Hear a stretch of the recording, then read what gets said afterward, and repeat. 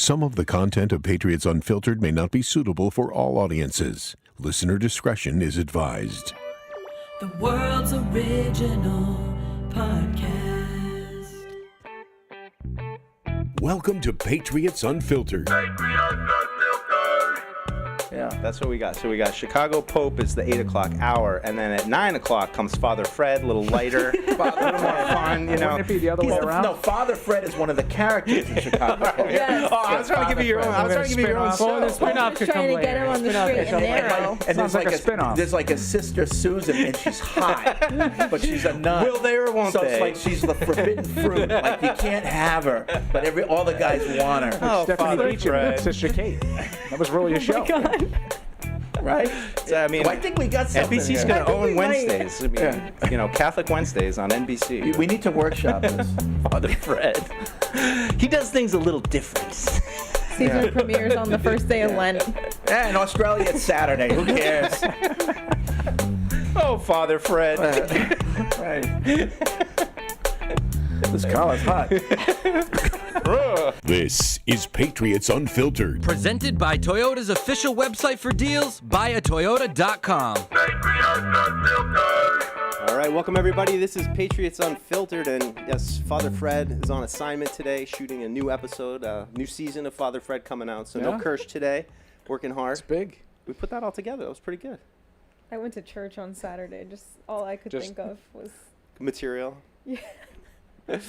It's Alex, it's Paul, it's Deuce, and we're excited to be here with you. We guess we're in a little bit of the void here. We got look This at is some definitely the rookies. void time. Yeah, we're officially in an off-season show now, but there is some football to talk about. We got to see the rookies last week on the field on Friday. Got a little look at them, and to me though, it wasn't the rookies that stood out, Paul. It was Mike Vrabel, and I think this is what people have written. Not just because that's me. Y'all know me. I love Vrabel, but I think across the board, pretty much, and I just read Mike Giardi today, who wrote as well about it, just how interesting it was watching Mike Vrabel jump from drill to drill, engaging every player that he was working with, whether it was first-round pick Will Campbell, whether it was an undrafted tryout player.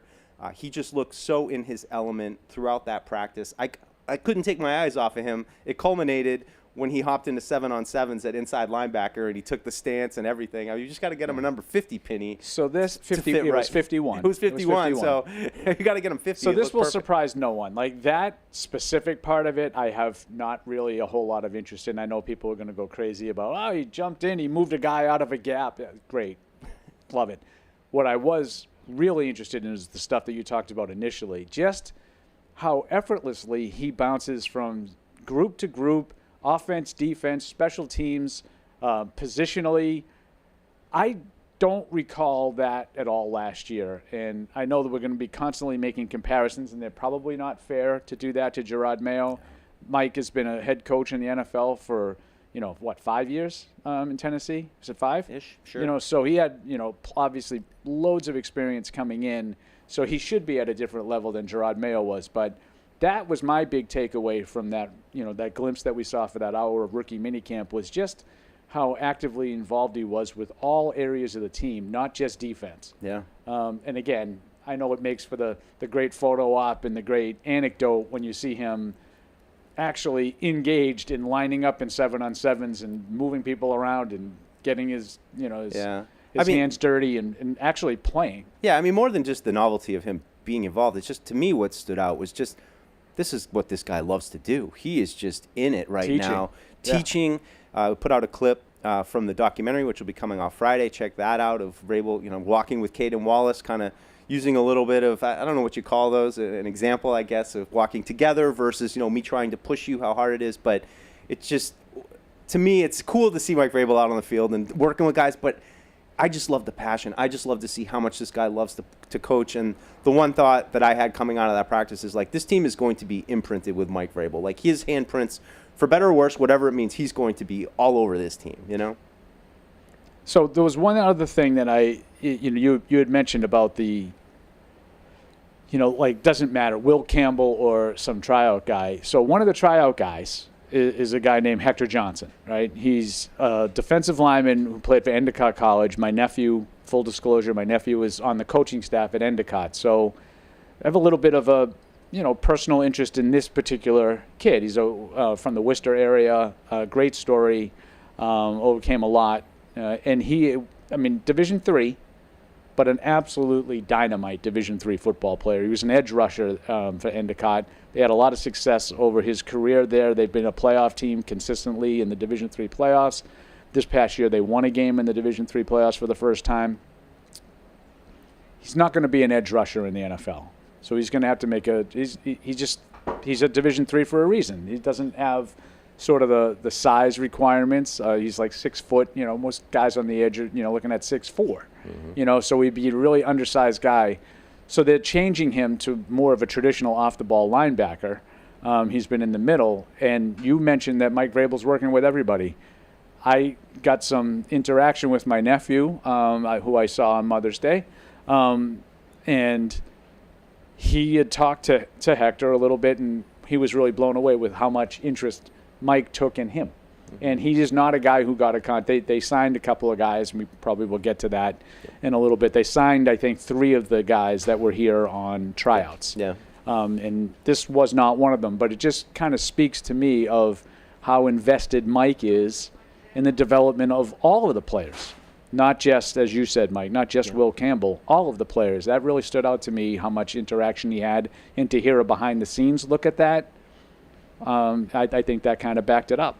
Yeah, just real quick. Alex, not just on the field. You're going tomorrow off the field. Big event tomorrow for Patriots players. They're going to be going to a bunch of different community places. I think there's giving back. 6 different groups going to various places in the community throughout Greater Boston. There's some Dorchester spots, Cambridge. But, yeah, the whole team, coaches included, all going to be volunteering out in the community. We started this last year. Yeah, I was going to ask if the last year was the first time. Yeah. Yeah, last year was the first time, at least since I've been here. I don't know if they did that prior. But it was a great day. I had a lot of fun covering the event. And just when you get that many of the guys together out in the community, they really have fun with it too. Yeah. Probably a little more so than usual. So, yeah. Don't know which group I'm going to go with yet tomorrow. But was this the event last year that Drake was playing dodgeball? That was great.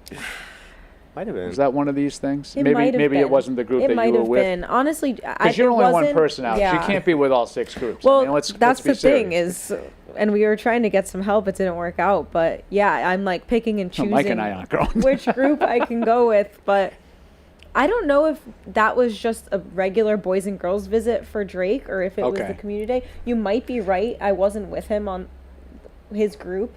But Drake is actually out in the community quite a bit. So the kid who has the ball still implanted on his head, he still remembers what day it was. Never forget that video. Drake went out firing. Pelted with a dodgeball. I gain more respect for him when I'm like, oh, he's going right for it. Yeah. That's competitive. Get out there, ripping those balls at kids. And, are they keeping score? Might as well win. My first, not Drake, but Robert Spillane, my first encounter with him ever was we did a football camp at the Newport Navy base.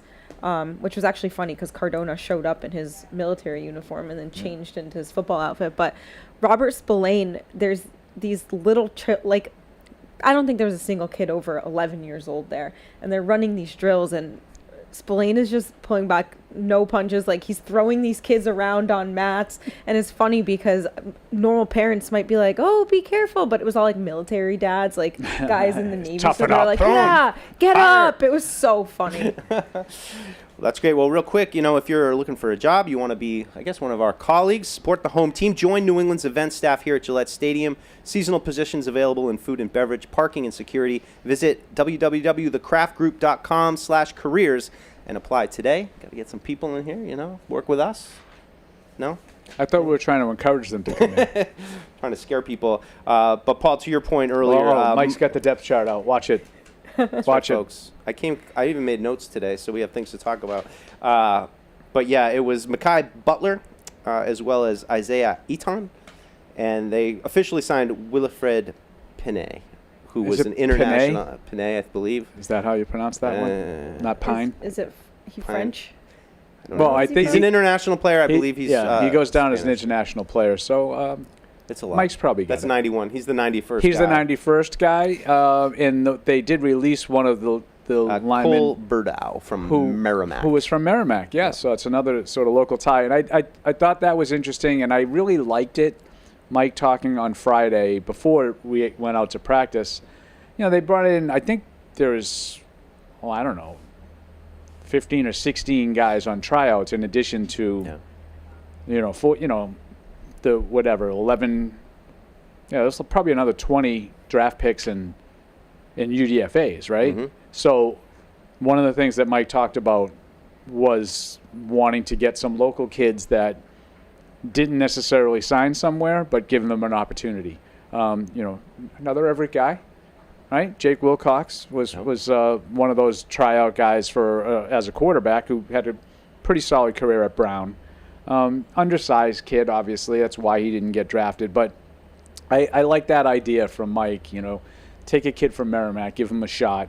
Endicott College, Division III, give him a shot. And if they come in, I mean, listen, Malcolm Butler was one of these guys. Yeah. Malcolm Butler came in the spring of, OTAs and all that as a tryout guy, not even a full-fledged UDFA. Yeah. He had to earn that, like these, the names that Mike just read, and then he fought his way onto the roster. Wasn't he working at like a Popeyes or something, or Bojangles? Yeah, I think it was Popeyes. I love those stories, guys that have to dabble in the real world a little bit, and then they come back, and then they appreciate a little bit more what it means to get this opportunity. We got to talk about it. People want to know who stood out at rookie minicamp. I think Paul and I both fall under the category of just cool to see them out there, but it's hard to really make any kind of judgments. I would say, Kyle Williams, right in there, looked involved, was active. Same thing with just looks smooth to me, but I'm not talking about any evaluations. I'm just talking about how they looked in the uniform. Right. I thought he looked like he looked like a wide receiver, Mike. He did. He looked pretty smooth. He looked like he was an athlete. And check me if I'm wrong, Will Campbell looked like an offensive lineman out there, and getting involved. I think it's a tough situation though for him when he's got to stand next to BC's Jack Conley, who is, I believe, 6'7", and makes Will Campbell almost look small. Big boy. I don't think he's a small guy, but the one thing that stood out to me other than Campbell's 6'6". Yeah, I know, but that's, you see he's 6'8", it's just towering. But I think the thing that stood out to me other than player evaluations for that hour plus that we were in that bubble was just the type of practice, because we've talked about it before. Mayo, kind of an extension of Belichick's practices, felt vaguely similar. I know you have some nuance there if you felt like it took a little while for them to get going. Yeah. Didn't feel like this with Vrabel, but it just feels like a different practice. It doesn't feel like it's kind of coming out of the same tree. I mean, just a same example would be Patriots always have, as I've seen, stretched while they're walking. They kind of one defense on one sideline, offense on one sideline. They kind of walk to the middle. They touch their toes. I would agree. They stretch. Now it was more of a stationary, which was like I did it in high school. The captains sit up front, and everybody sits in lines, and you kind of sit and stretch. And now, where did you sit? Different. Oh, in the back. You were in the back? Freshman year. I don't know what we did my junior year. I only played my freshman and junior year, though. So. Oh, okay. But as a frosh crop, I was near the back. After the captain had stolen my power pads. I was a front row guy. I was a front row girl. Really? Too. Yeah. Right from the get-go as a freshman? No.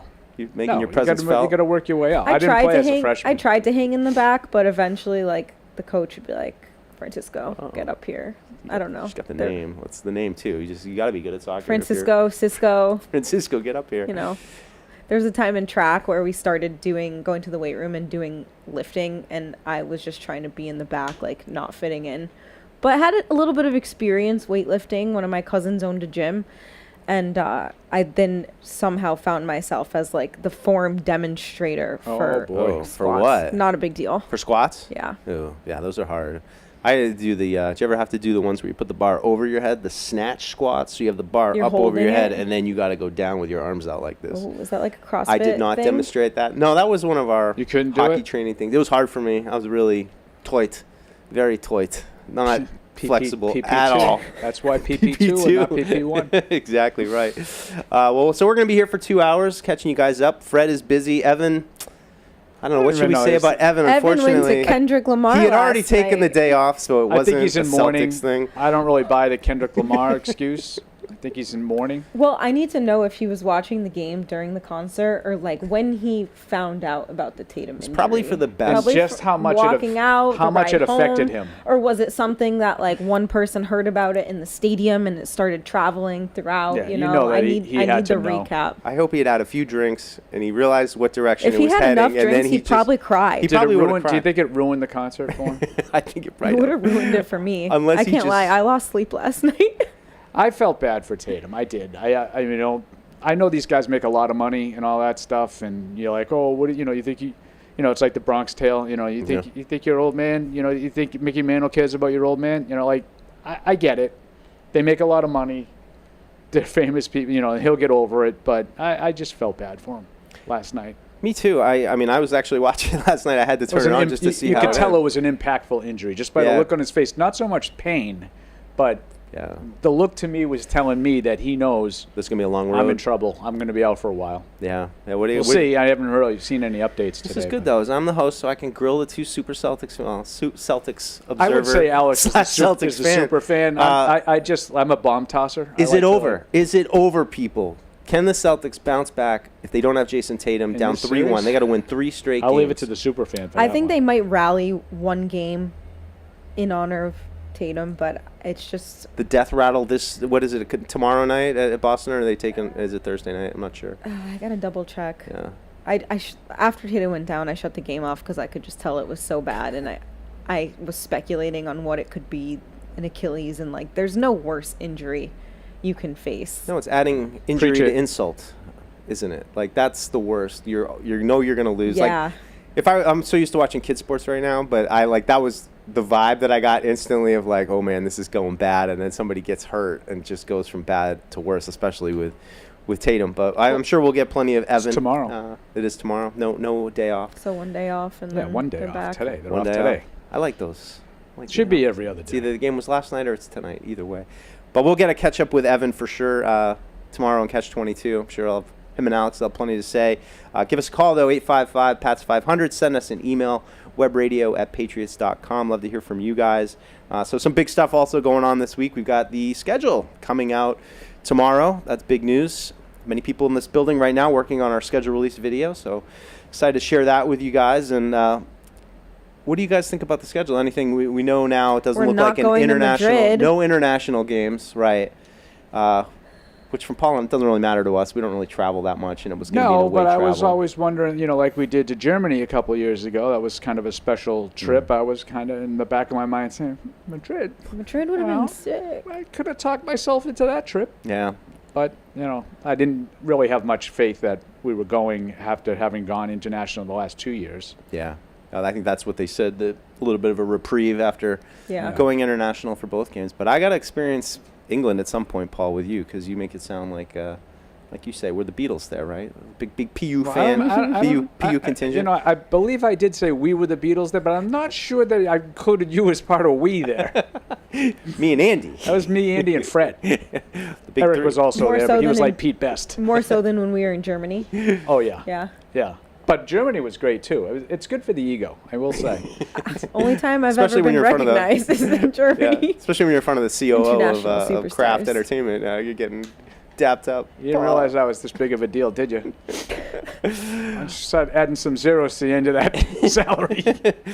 So just to throw some of the opponents up here for those of you who aren't familiar with who the Patriots have been playing this year. The home games, of course, the AFC East opponents, then Cleveland and Pittsburgh from the AFC North, Atlanta, Carolina from the NFC South, the Raiders and the Giants. Number changes. I kind of mentioned this last week, Paul. I like after the draft, you kind of go back to some of these opponents, and now they have, like the Giants who have Jackson Dart now. It's a new, and Abdul Carter. Raiders are now with Pete Carroll, and they've, brought in Geno Smith to be their quarterback. Carolina continuing to build, Atlanta continuing to build, Pittsburgh, maybe Aaron Rodgers, Cleveland, maybe Shadur Sanders. I don't know. They're starting to throw there a little bit. But all those teams, at least the home portion, gone under some significant transition. On the away front, New Orleans, Derek Carr retires. Tampa Bay, they're still building. I think they just drafted another wide receiver a second ago. Tampa's a good team. Yeah. I think people just overlook Tampa, and they've been good. Yeah. Even since Brady left. They've Yeah. continued to be, pretty reasonably talented team that has won some games. Baker Mayfield, something there, you think? I think he's okay. I think he makes too many mistakes still. I know. But as Fred likes to say, Let Baker bake. Let Baker bake. let Baker bake, and the league is better with Baker Mayfield. Such an interesting guy. I don't understand why, but that's what Fred says. We saw him here in the preseason with Carolina a couple years ago. I'm like, this guy's done. He can't play anymore. And it's one of those experiences that's forever in the back of my head. He looks so civilian, too. that, I remember like- looking at him, too, and being like, that guy looks like any dude I went to high school with. I mean, they had Darnold and Baker Mayfield Yeah. there at the same time, and they couldn't get either I one of those know. guys to work. It's I- just people funny how forget. you look back on some of those things. Situation is everything. I'm just sharing a story I shared with Paul. I'm doing a little digging on the 85 season for some stuff we're writing for Game Day magazine this year, and was watching the game against the Tampa Bay Buccaneers where Steve DeBerg's in at quarterback, and they're showing Steve Young on the sidelines. They can't put him in yet. I guess did he come over like mid-year or something? I don't remember From exactly. the USFL? From the USFL. But LA Express. you look at this and you got a Hall of Fame quarterback sitting on the sidelines, but like, I could just like you get your head ringing, your voice ringing in my ear as I'm like, no, we can't play him. Steve DeBerg. So we got to ride it down the drain with 110-year-old Steve DeBerg. DeBerg. Ugh, gross. Yeah, and it's just that's another example though, where the fit and where you go. Like you just mentioned, Mayfield and Darnold are in Carolina, and I'm not saying either one of those guys is Tom Brady 2.0. Okay, but they've both last year demonstrated that if you surround them with some structure, they're competent NFL quarterbacks. Okay, maybe Darnold isn't as good as he looked for most of the year, and he kind of regressed to the mean by the end of the season. Sure. Mm-hmm. But he showed you that he can play the position, at least at an average level. Yeah. In Carolina, neither one of those guys looked like they could even play anymore. Yeah. And now they were both leading playoff teams last year. That's on Carolina. I'm sorry, that's not the two quarterbacks' fault. They showed you if they get to an organization that has an idea of how to win games, they can win games. Yeah. Would it ever occur to you when we were watching those guys that like, man, you guys be a lot better off if you could swap Mac Jones for either one of those guys right now? I mean, maybe it doesn't make sense to your point of did the Patriots have the infrastructure around the quarterback to let them have that success that they've had? I mean, you look at what Baker Mayfield has in. Yeah, they do have talent. And certainly, Darnold had talent last year too. Tampa, with Evans and Godwin, and then Minnesota, obviously with Justin Jefferson and Jordan Addison. That makes a big difference. And Yeah. who did they have in Carolina? Yeah. No one really. The corpse of Adam Thielen, I think, is it. That's all they got. Disrespectful to Adam Thielen. Hey, Patriots fans, if you want to see Toyota's best offers, including those not seen on TV, go to buyatoyota.com. It's Toyota's official website for deals from the official vehicle of the New England Patriots. Toyota, let's go places. Sure. Resurrecting Fred's thing. I don't know if it's too soon to jump over to the phones here, but It's never too soon. never too soon. But I'm feeling like a little trip down to Providence. Hey, Randy, what's going on? Hey, how's it going, guys? Good. How are you? I'm all right. I had one question and a couple, I guess two questions, kind of. Do you guys catch any of there's like some post-draft news, and I thought it was a little bit confirming of the pick, right? Because Mason Graham, he looked really rough, his practices in Cleveland. And then, and he had kind of been an option that people had kind of kicked around. I didn't think it was seriously, given they had already invested in Milton Williams. But my question about the practices the other day was about Tre'Davious Henderson. Did he ever make it into the rookie minicamp? Because he wasn't there the first day. Yeah. And do you guys know why he wasn't there? And is that something to be, concerned about going forward? Was it contract related? Was it injury related? Yeah, he was out there the next day. We put out some pictures of him practicing. I don't know exactly. It might have just been contract related, like working out some final details. Maybe that's just me speculating. But it seemed like they signed all those guys at once, and maybe he was one of the ones they couldn't quite get done in time. Yeah, for and that you practice. don't have to sign to be on the field at rookie minicamp. Okay. Just up front. So my guess is that it was whatever it was minor, because as Mike said, we did have some pictures of him on Saturday. I was wondering, just sometimes at this time of year, these guys go back and graduate. Yeah. And I don't know if maybe yeah, he I was was, gonna say maybe a personal thing. it might have been a personal situation where he wanted. No, I'm not saying that that's what he did because he was there the next day. I don't know, but that sometimes happens with rookies is they want to be part of the graduating class, and I think that's great when they do it. But I don't know why he wasn't there, and I'm not overly concerned about it. No. That makes sense. Somebody had mentioned that one of the other second-round picks had signed like a fully guaranteed contract and had like hypothesized, I guess, that maybe that was the holdup, that everybody in the second round was now looking for a fully guaranteed contract. That could be in terms of signing contracts, Randy. That's absolutely a good point. And I think it was it Higgins? Jaylen Higgins? Jaden Higgins? Mm-hmm. I think he's the one that signed a fully guaranteed. Yeah. So that's something to keep an eye on if the second round picks end up, being delayed a little bit. But again, in general terms, that wouldn't keep a guy off the minicamp field. They sign waiver. They get their money anyway. Yeah. So nothing to worry about. Right. We don't think. Thanks, Randy. Appreciate it. Let's jump over to Fresno. Spee. Hey, Spee. What's going on? Can you guys hear me okay? Hear you great. Hey. Hey, it's exciting for the all the stuff that's been happening in the offseason. I guess just think about Drake Maye, and he sprang the ball a bit last year in his rookie year, and it's kind of to be expected. There's going to be some struggles, but there's a lot to be optimistic about. I guess I wanted to ask, coming into this season, what do you realistically expect, and at what point might you start to worry if he's still spraying the ball? Like at what week? Is week 3, week 4, week 6? Ooh, maybe there's some concerns here. I don't know. Yeah. What do you guys think? Thanks, Spee.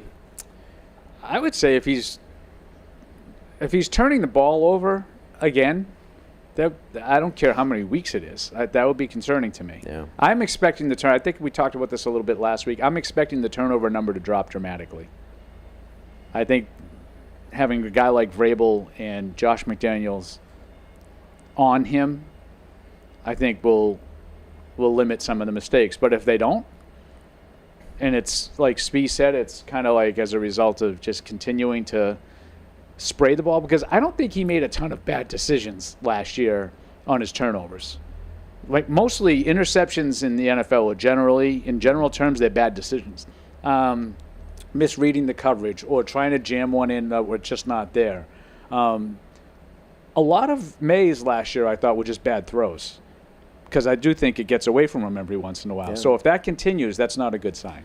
It's a good question. I think that's the thing that is going to define this Patriots season. I think they're going to be a solid team, but how good, I don't want to simplify it and say that Drake Maye's going to determine this team's entire ceiling, but he's the quarterback. And Kind of, sort of. And he has so much more going for him this season in terms of coaching, in terms of the weapons he has now. So, yeah.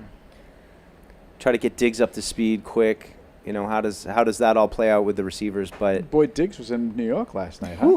Cardi B? courtside with Was Cardi B? and the Kendall Jenner. he's got like some style. He had on like a hood kind of. Yeah, I thing know. going That was actually- didn't he go to the Met Gala, too, or Yeah, he was something? at the Met Gala. We I got- thought we fumbled the bag with the Instagram caption that we did. We posted a picture of him at the Met Gala with like the fur. We should have put King of the North. We didn't. That's good. Well, hopefully he's fashion back guy. sooner than later. Let's jump over here to North Carolina and Todd. Hey, Todd.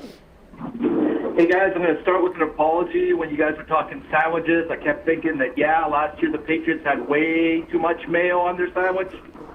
So I'm sorry, Deuce. I know I just kind of wrecked your stick there with that thought. It's true. That's What all right. I really want to know is kind of related to that. How do you feel the culture is this year compared to last year with, Vrabel's hands-on approach, the engagement with the players, the more media present? There seems to be more coming out of what they're doing and what's going on and where their approach is than last year. How do you guys feel about that? Thanks, Todd. I haven't really sensed it. I think the culture last year at this time of year was outstanding. I think the players spoke glowingly about, Gerard Mayo is treating them like men. And the one thing that I would agree with Todd there is I do feel like it's been more football talk that we're hearing now than we did last year, and I think it's pretty obvious. I don't think that they knew exactly what, I made a big deal of it at the time. They had an opportunity to do a couple of these weeks, and they chose not to because they claimed they weren't ready to. Mm-hmm. So I think football-wise, they're ahead of where they were last year at this time. But culture-wise, I would say it's pretty good right now from everything I'm hearing.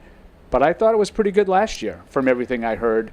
And that didn't really change until you got into the season and the losses started piling up. Yeah. And then we started hearing every game, post-game, bad stuff. I think last year, too, a lot of our leaders were defensive guys that had known Mayo for years before he kind of took over. And they had such a vested interest in him being promoted to that level and him doing really well. So in hindsight, maybe it was maybe he was too much of their friend than their coach situation. But yeah, looking back now, I'm like, okay, the vibes are really high, but taking it with a grain of salt. Yeah, I feel a little more sense of an identity, but I think I do too. I would agree with that. With right now is it's hard to compliment Mike Vrabel and this team without it seeming like you're trying to take a dump on what was before. Yeah. And there are certainly elements where people out there are observing things and they're directly trying to take a dump on last year, but it was the same thing last year when everything you wanted to say nice about Mayo, it felt like, well, you're taking a dump on Bill. And I mean, and to be fair, sometimes I think they did overtly take a dump on, what things. Oh, that regime absolutely had no problems doing that. I totally agree with your summation of that, because I do feel like every time I talk about something that I like about Vrabel, I have to offer the disclaimer that I'm not necessarily taking a shot. Yeah, it's like the pendulum was here with Bill, swung all the way over with Mayo. I hope we're back somewhere in the middle. And I want to always try to be fair to Gerard Mayo, because he was put in a really hard position. Yeah. But Mike Vrabel is an experienced coach who knows what he wants and had a whole year to refine his program and what he wants. And I think what you're seeing from that rookie minicamp and even some of the meetings that we've seen with the media is just that he knows exactly what he wants to do now, and he's going for it. And I think that's, maybe Gerard could have eventually gotten there, but I really liked what Mike Vrabel said in that little clip that we put out with him and Caden Wallace from the team meeting, where he said, I don't care how it was coached in the past, this is how I want to do it. And, I try to take that approach a little bit in talking as much about this as we do, because I just don't want everything. Every time I give Vrabel a compliment, somebody's like, well, Gerard Mayo was never involved in practice. Then was it? They're totally separate. And I think there is a way to still praise this regime without it seeming like you're trying to take side shots at what they did last year. Admittedly, they were in a hard position. And again, Mayo really only knew what it was like here. Like Vrabel, you're getting his experience, but it's not just years of experience, it's experience elsewhere. He wasn't part of Belichick's coaching tree. He just played for Belichick. He learned how to coach at a bunch of different places. Yeah, and I think that was reflected in, just as simple as the warm-ups before practice. How does it go?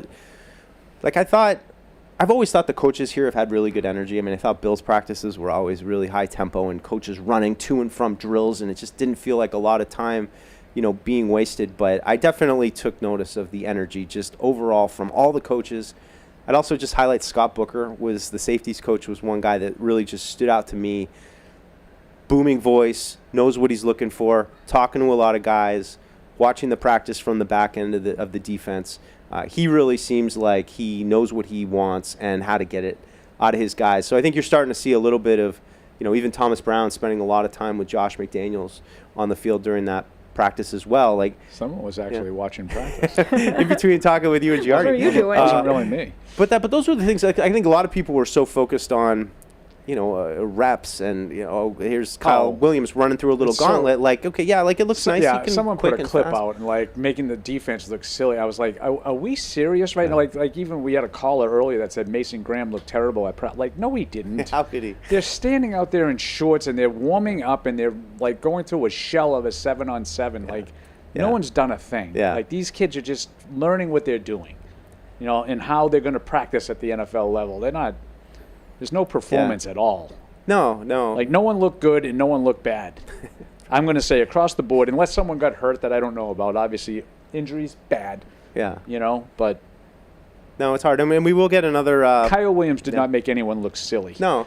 And I mean, still look, like let's say he caught a couple balls in that 7-on-7 period. That's nice. Like you better So than did John not. Giles. Right. So did John Giles, last year practice squatter who was out there helping with the team. Yeah, I was watching that one. John Giles. And we'll also get another look at the full team in OTAs a week from today, next Tuesday. So I'm not sure how that will affect PU, but that will be a full group. Vrabel said on Friday you're trying to get these rookies up to speed, which all these veterans have been around last 5 weeks. Crash course for the rookies trying to get up to speed. What was it saying? Drinking from the fire hose? I've heard that one. How could you that forget? wasn't a shot on last year's. How could you forget that phrase? That was most directly a shot. That was a little bit of a shot. Year. Gerard said that a lot. I will say this. We're going to the phones. Christian in L.A. Hey, Christian, what's going on? Hey, you guys. How are you today? I'm doing pretty good. How are you? How's things out in L.A. these days? Meh.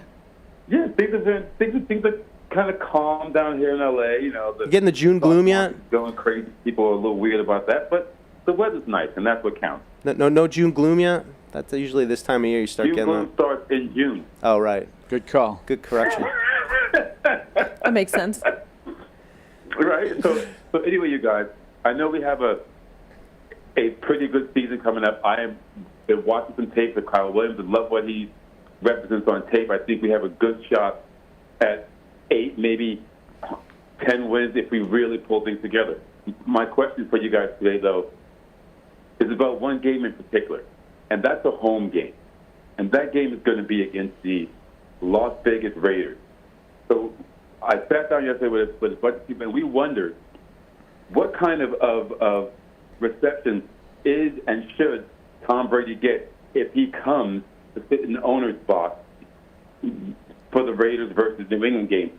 And do you guys think that our schedule, our record at the time, will have anything to factor into if we're, people are kind of okay with Brady being there, or if, like, we're doing bad and they just want everything, to burn?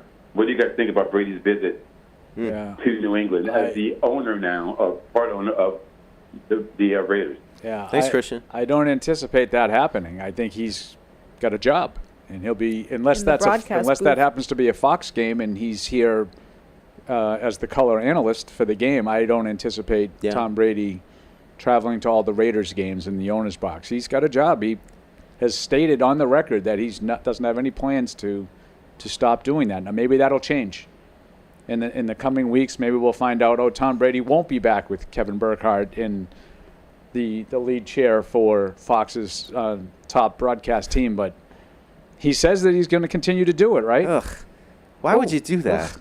Booby. Like, wouldn't you just, if you owned a part of a team, and you were loaded, wouldn't your, I'm just going to travel to my team's games, I'm going to watch it from a luxury box, I'm going to take my private plane back, that to me would be the ultimate, to own a sports franchise and be able to just follow them and not have to. Is that something that you really, and I'll sure. something you really want to do? That's kind of what we do right now, only I don't own the team, right? You just kind of follow the team. And would I like to just travel and put my feet up and chill? Right. I think your suite is ready for you, Miss Francisco. They whisk you back. I don't know if that would be high on my priority list of if I owning had a just team. Yeah, money I'd probably to burn. make it to a couple games, but But money to burn, I don't know if I'd want to own a team. Catch me in the Maldives or something. So it's. Yeah, I'd be. I think I've evolved a little bit in that I can see why someone would not want to own a team with everything that goes into. Look across the league at what different ownership groups have gone through, whether it's controversies, whether it's selling the team, people want to move the team. Mm-hmm. There do seem like a lot of headaches, and you've got, especially here, you've got sports media up your butt, they're high expectations, a fan base that knows the team and has had success and wants that success back. So I get what you're saying, though. It is pressureful. I just think it. Yeah, how about a minor league hockey team? I'm not even with the pressure. I just feel like if I'm a huge sports fan, I don't need to own the team. I'll just be a huge fan of the team and go when I want to go. And I don't think I would spend my money to buy into a team right now. If I was if I was like Amara or something, different story. That would probably be awesome. But I don't think I would use my own income to get into an owner. I think the evaluations are just way too high of these teams now. I got a question. Maybe you know this, Paul. I don't mean to put you on the spot with this one. It. So I hate when people mention what books they're reading, but I am reading the Bill Parcells book right now. I don't read.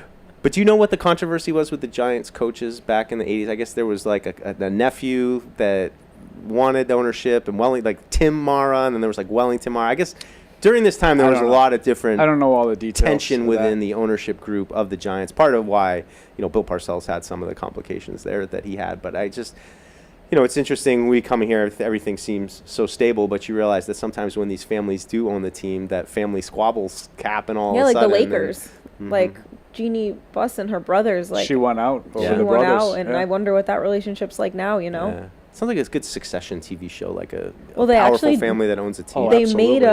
They made a I think it's a Netflix show, and it's Kate Hudson, I think. It's off. Did you see it? Yeah. It's terrific. It's really so good. funny. And I think Kate Hudson and Brenda Song's like her chief of staff, but she's like Jeannie Buss kind owns of. A basketball team. Owns the LA basketball team. It's not much of a stretch to say she's kind of loosely based on Jeannie Buss, and I actually think is Jeannie Buss a producer on it? I think she is. Her brother is the president of the team, but he does a bunch of drugs and has a bender one night and gets to an accident and becomes up in the public eye, and he kind of appoints his sister as the next one. Another brother is the GM. Another brother's like the CFO. What's it called? It's a good show. I forget the name of the show, but streaming service. It's an easy watch too. They're I quick binged the heck and out light. of it. It was cute. Yeah, Beth and I watched it in like a weekend. Yeah. Well, let's jump down to Will Campbell's home state, down in Louisiana. Hey, Ken, what's going on? Running Point. Good title. Ken, are you there? Ken. Hello? Hey. Yes. You're on. What's up, Ken? All right. Hey, I'm calling from Louisiana, and just a second, please. Okay. I wanted to ask you about this because hey, man, how's everything? Listen, I am here. Hello? Hello. Yeah, Ken. Yeah. Ken, you're on a radio show right he's now. having like 3 conversations, and we're not really a part of any of them. Yeah, I tell you what, I've got some kind of bad connection here. I'll call back. All right, Ken. Sorry to hear that. Ooh. It's a shame down in Louisiana. I like, how are do you think doing? he had like 3 conversations You were going. calling He saw a friend on the street. Hey, how you doing? Yeah, he goes, good to see you. I can't see you. Love it. I don't know that life of just like hanging on the radio, waiting to get on the show, and Have you then ever all of a called sudden a radio it's go station? time. Only when appearing as a guest. Humble brag. I don't think I've ever. It's a little bit of a flex there. I've I don't think I've ever called college. in. You call in? Yell at people? I think I called into Dale and Holly in college. Why? Because did you have to mansplain No. basketball to them too? No, it was a positive call actually. Holly told me that I would get an A+ in his school, the Holly School of Journalism. But remember when we don't have to get too deep into it, but John Bucci Gross was like caught up in a scandal with a coworker, God, and he I think got railroaded. the Boston Globe published like texts, but they didn't have her text. They only had his, and it was like small excerpts. So I called in to say like, hey, I'm just in journalism school, but I think it's really irresponsible that they published all this and they didn't have the full context of the conversation, because the way I talk with some of my best friends, like if you just took out bits and pieces of it, you'd think I was a psychopath, So I kind of called in to make that point. She kind of is. I had to get I got to share my joke with Alex that I pulled with Paul this weekend. I was watching the Celtics on Saturday, and Paul was texting me about something, and I thought of a joke. Had a group chat. I thought of a funny. Saturday too. I thought of a funny. So I texted Paul. I'm like, I think I'm actually going to watch. This is like they're up by 30. It's like the third quarter. I'm like, I think I'm actually going to watch the Celtics middle of the tonight day game in the middle of the game. And no one cracked up more than me. I was like, I'm getting him. Oh, Paul, he's going to laugh so hard. Because I thought, I immediately looked at Beth and I'm like telling her the whole story. Like he doesn't really follow basketball. He doesn't really care. I'm going to watch it. And I was just like, you do know that the game's almost over. They're up 30 with like 3 minutes left in the third quarter. I had to throw a wait what first just to keep the joke going, and then I'm like, I'm just messing with you, Paul. I will admit, when you did the wait what, I knew that you knew. But he totally got me. And at this whole time, I'm going back and forth with Alex about random stuff. I'm like, they're gonna do it again. They gotta start just playing offense and stop hucking. But the Knicks were bad on Saturday. Yeah, they were. Not so much last night. Not last night. That second half for the Knicks, I have to say it. I've been very obnoxiously Boston-centric in my watching of this series, and I still don't really think there's much comparison between the two teams, but the second half last night was the first time the Knicks, for any length of time, were the better team. They played unbelievably well in the second half. and the Celtics just couldn't stop them. They couldn't get a single stop. I have a word taken in development, and you guys know I'm not I'm not a development. big Celtics guy, so feel free to shoot this down. But I've watched enough of this series now to feel like Boston fans are maybe a little envious of the kind of player that Brunson is and the way he gets better as the game gets harder. And to me, I don't think that's a terrible take. Hearing you guys talk, it's kind of a weird reflection on the things they don't like about Tatum and maybe Brown. I don't know to speak totally to that point, but I don't think it's a terrible take. I would say that most people that watch, a lot of the games, they'll say, give me Tatum, give me Brown. They're more talented players. Mm-hmm.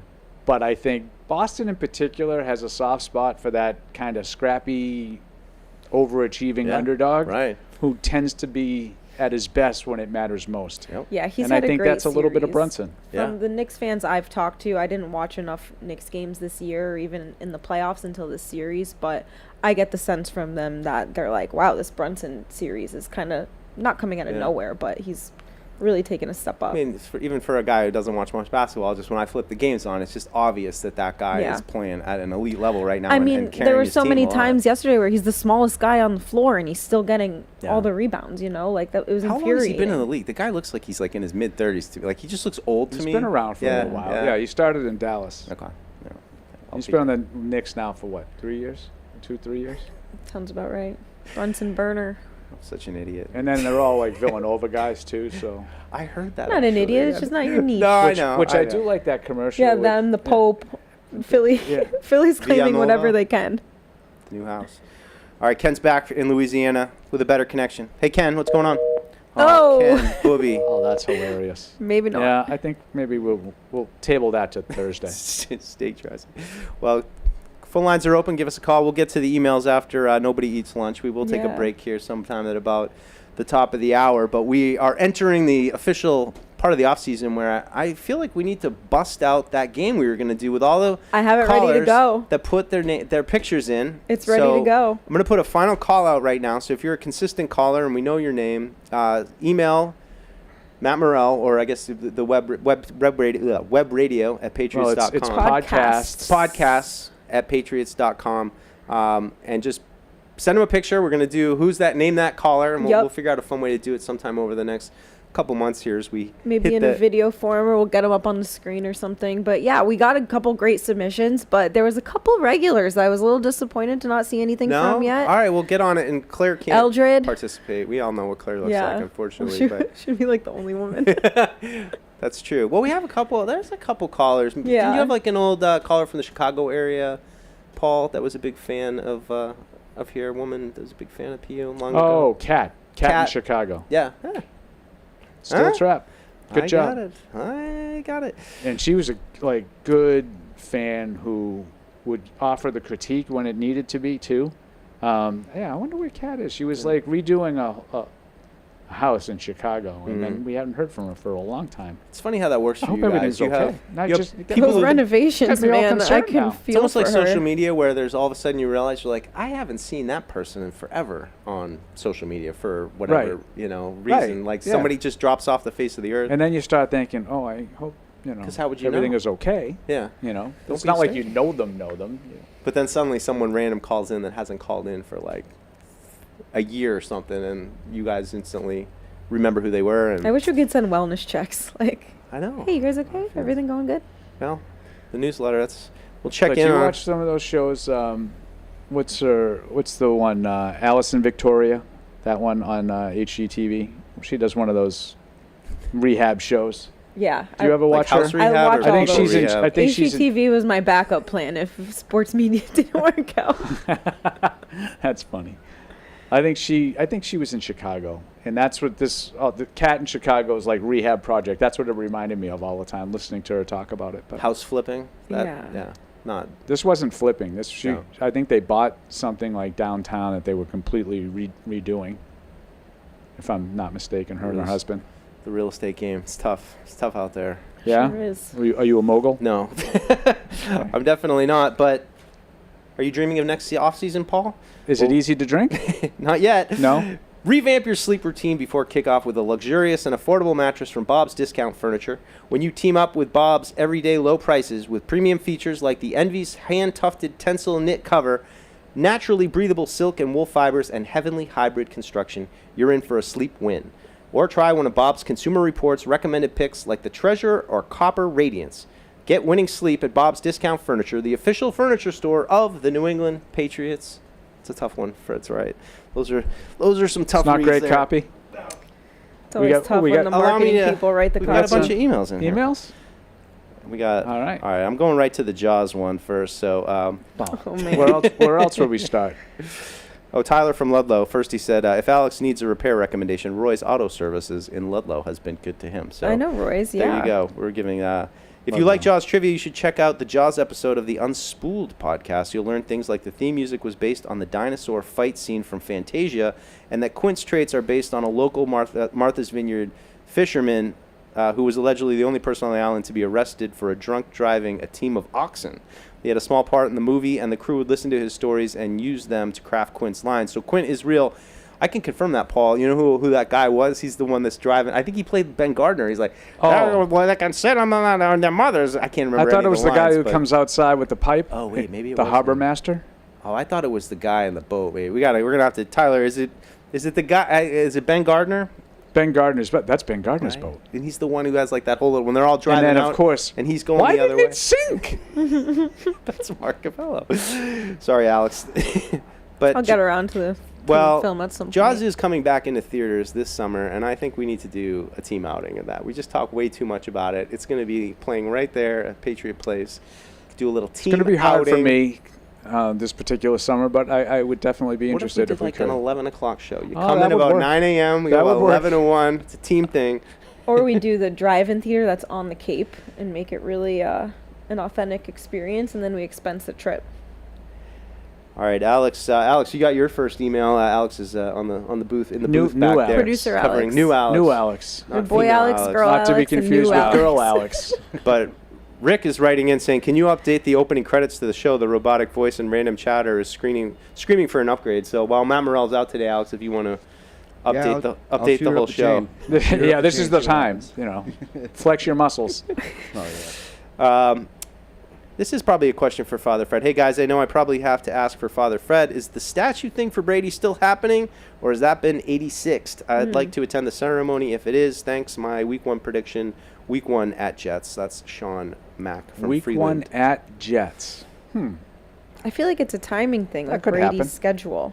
Yeah. I think I that think it's is still happening. I think that is the issue currently, and it gets back to what we talked about 15 minutes ago. He has a job, and he's kind of busy on NFL Sundays. So I don't know. I don't know what the status of the statue is. No. Definitely. Status of the statue. It's not easy to say. It's been commissioned. Fine. I don't know. I just want to say commissioned. You commission a statue. What else do you do with it? You think it's done and it's just like in storage somewhere? You think it looks like Dwayne Wade or Ronaldo? I hope not. Ronaldo's statue is absurd. Well, I mean, look, I don't know what it looks like, but I would just say, I hope that it looks like Brady. But football playing Brady. I would say if you had to pick between helmet on, helmet off, I think I'd lean towards helmet on. I I wanna would see too. the player. I don't know anything about it, so What if he's in a I might suit be. and he's just, No. standing there I smiling wouldn't. I wouldn't want that. Abe Lincoln or something. Not for me. Not sure I get this one. Maybe you guys can get it from Christopher in Clemson, South Carolina. Afternoon PF. As we begin to gear up for the upcoming season, is that what they used to call it, yours? PFW in progress. It Yeah, was. he just PF'd us. Now it's PU. Everyone's enthusiasm is on the rise for their currently undefeated team. Which performance indicators are you most looking forward to seeing when in the past, i.e. OTAs, training camp, first quarter of the season, were you able to confirm that your indicator showed about the team? So I think I get what he's getting at, which I do think is an interesting question because it's so hard to discern in training camp. I've now watched, 6 training camps with you. And I think you can kind of tell a little bit, you don't want to believe it sometimes. But last year was you could tell after Philly they were going to struggle moving the ball. I think it's hard to watch practices and say they're going to do this well and they're going to struggle at this. Last year and the year before too were definitely outliers to me. They were so bad offensively. They struggled so much offensively, in my view, for practice. Usually in practice, you find a way to complete passes and move. It's not always going full tilt. So the defensive backs aren't breaking on receivers to knock passes away. You know, there's not a lot of contact. So generally, the completion percentages are very high. The last 2 seasons, it hasn't been very high. Like, you could see they were going to struggle offensively. But I don't know if you can watch that and say, well, this team's just not very talented. They're going against each other. You're right. Joint practice. When they went to the joint practice against Philadelphia and got pushed around like a little boy, it was hard not to take that and say, this could be a long year. It's hard, too, because I think I wouldn't have thought the defense would be that bad last year, but injuries really hit, and that kind of started to unravel things. Duggar was banged up all year. Bentley was out. Peppers had his issues. I mean, we go right down. Christian Barmore, of course. Judon was still here at that point. Judon, it's so. But I think also of like a guy like Jaylen Polk that we watched have a pretty consistent camp, and then get to the regular season. It can go the other way too. A few games, and I think that touchdown was really where But that's a great example of why I don't think you can necessarily do it that way, the way the emailer is looking for it, because I would say rookie year Tyquan Thornton looked like he could play. And certainly rookie year Jaylen Polk last year looked like he was going to be a big part of the offense. And then all of a sudden it happens for real, and it doesn't look the same way. Because practice is practice. And you can glean some stuff. What I always take away from it is I look and I watch and I say, okay, this Malcolm Butler kid, who's a rookie who I don't have any idea who he is, they look like they kind of like him because he's in a lot of groups with like Devin McCourty and Stephon Gilmore, and these other guys that are going to play. Why do they keep putting him out there? They must like this kid. Yeah. And you can extrapolate that kind of stuff. But I'm not going to tell you I knew at the end of that year he's going to make the play of the NFL. That was the same for me witnessing Onwenu that year of just same thing. 6th-round pick. He was out there all the time. He's going to play. Yeah. He's going to play. At the same time, last year, when it's a revolving door at tackle, was telling you they don't have any idea who's going to play tackle. Yeah. You could see it.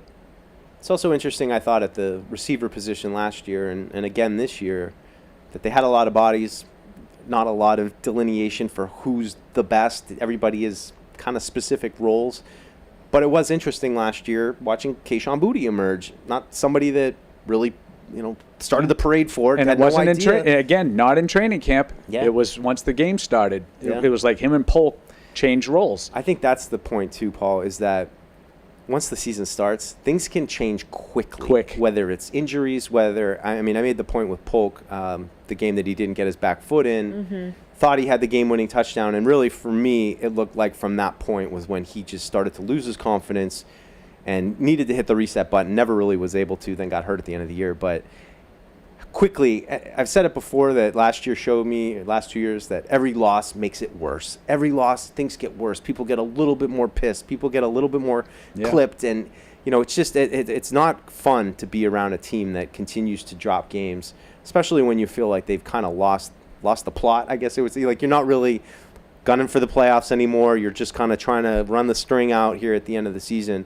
But Polk's such a great example of that, where I just head scratcher. Thought he'd be productive. Thought he would at least contribute. And there's a lot of guys, when you have your 53-man roster when the season opens and you look and you're like, oh, that guy was here and he was starting. And then all of a sudden it's like 10, 12 weeks later and you're like, wow, I don't even remember him being on the team. And there are different examples of different caliber players. I remember the year that they had all the tight ends.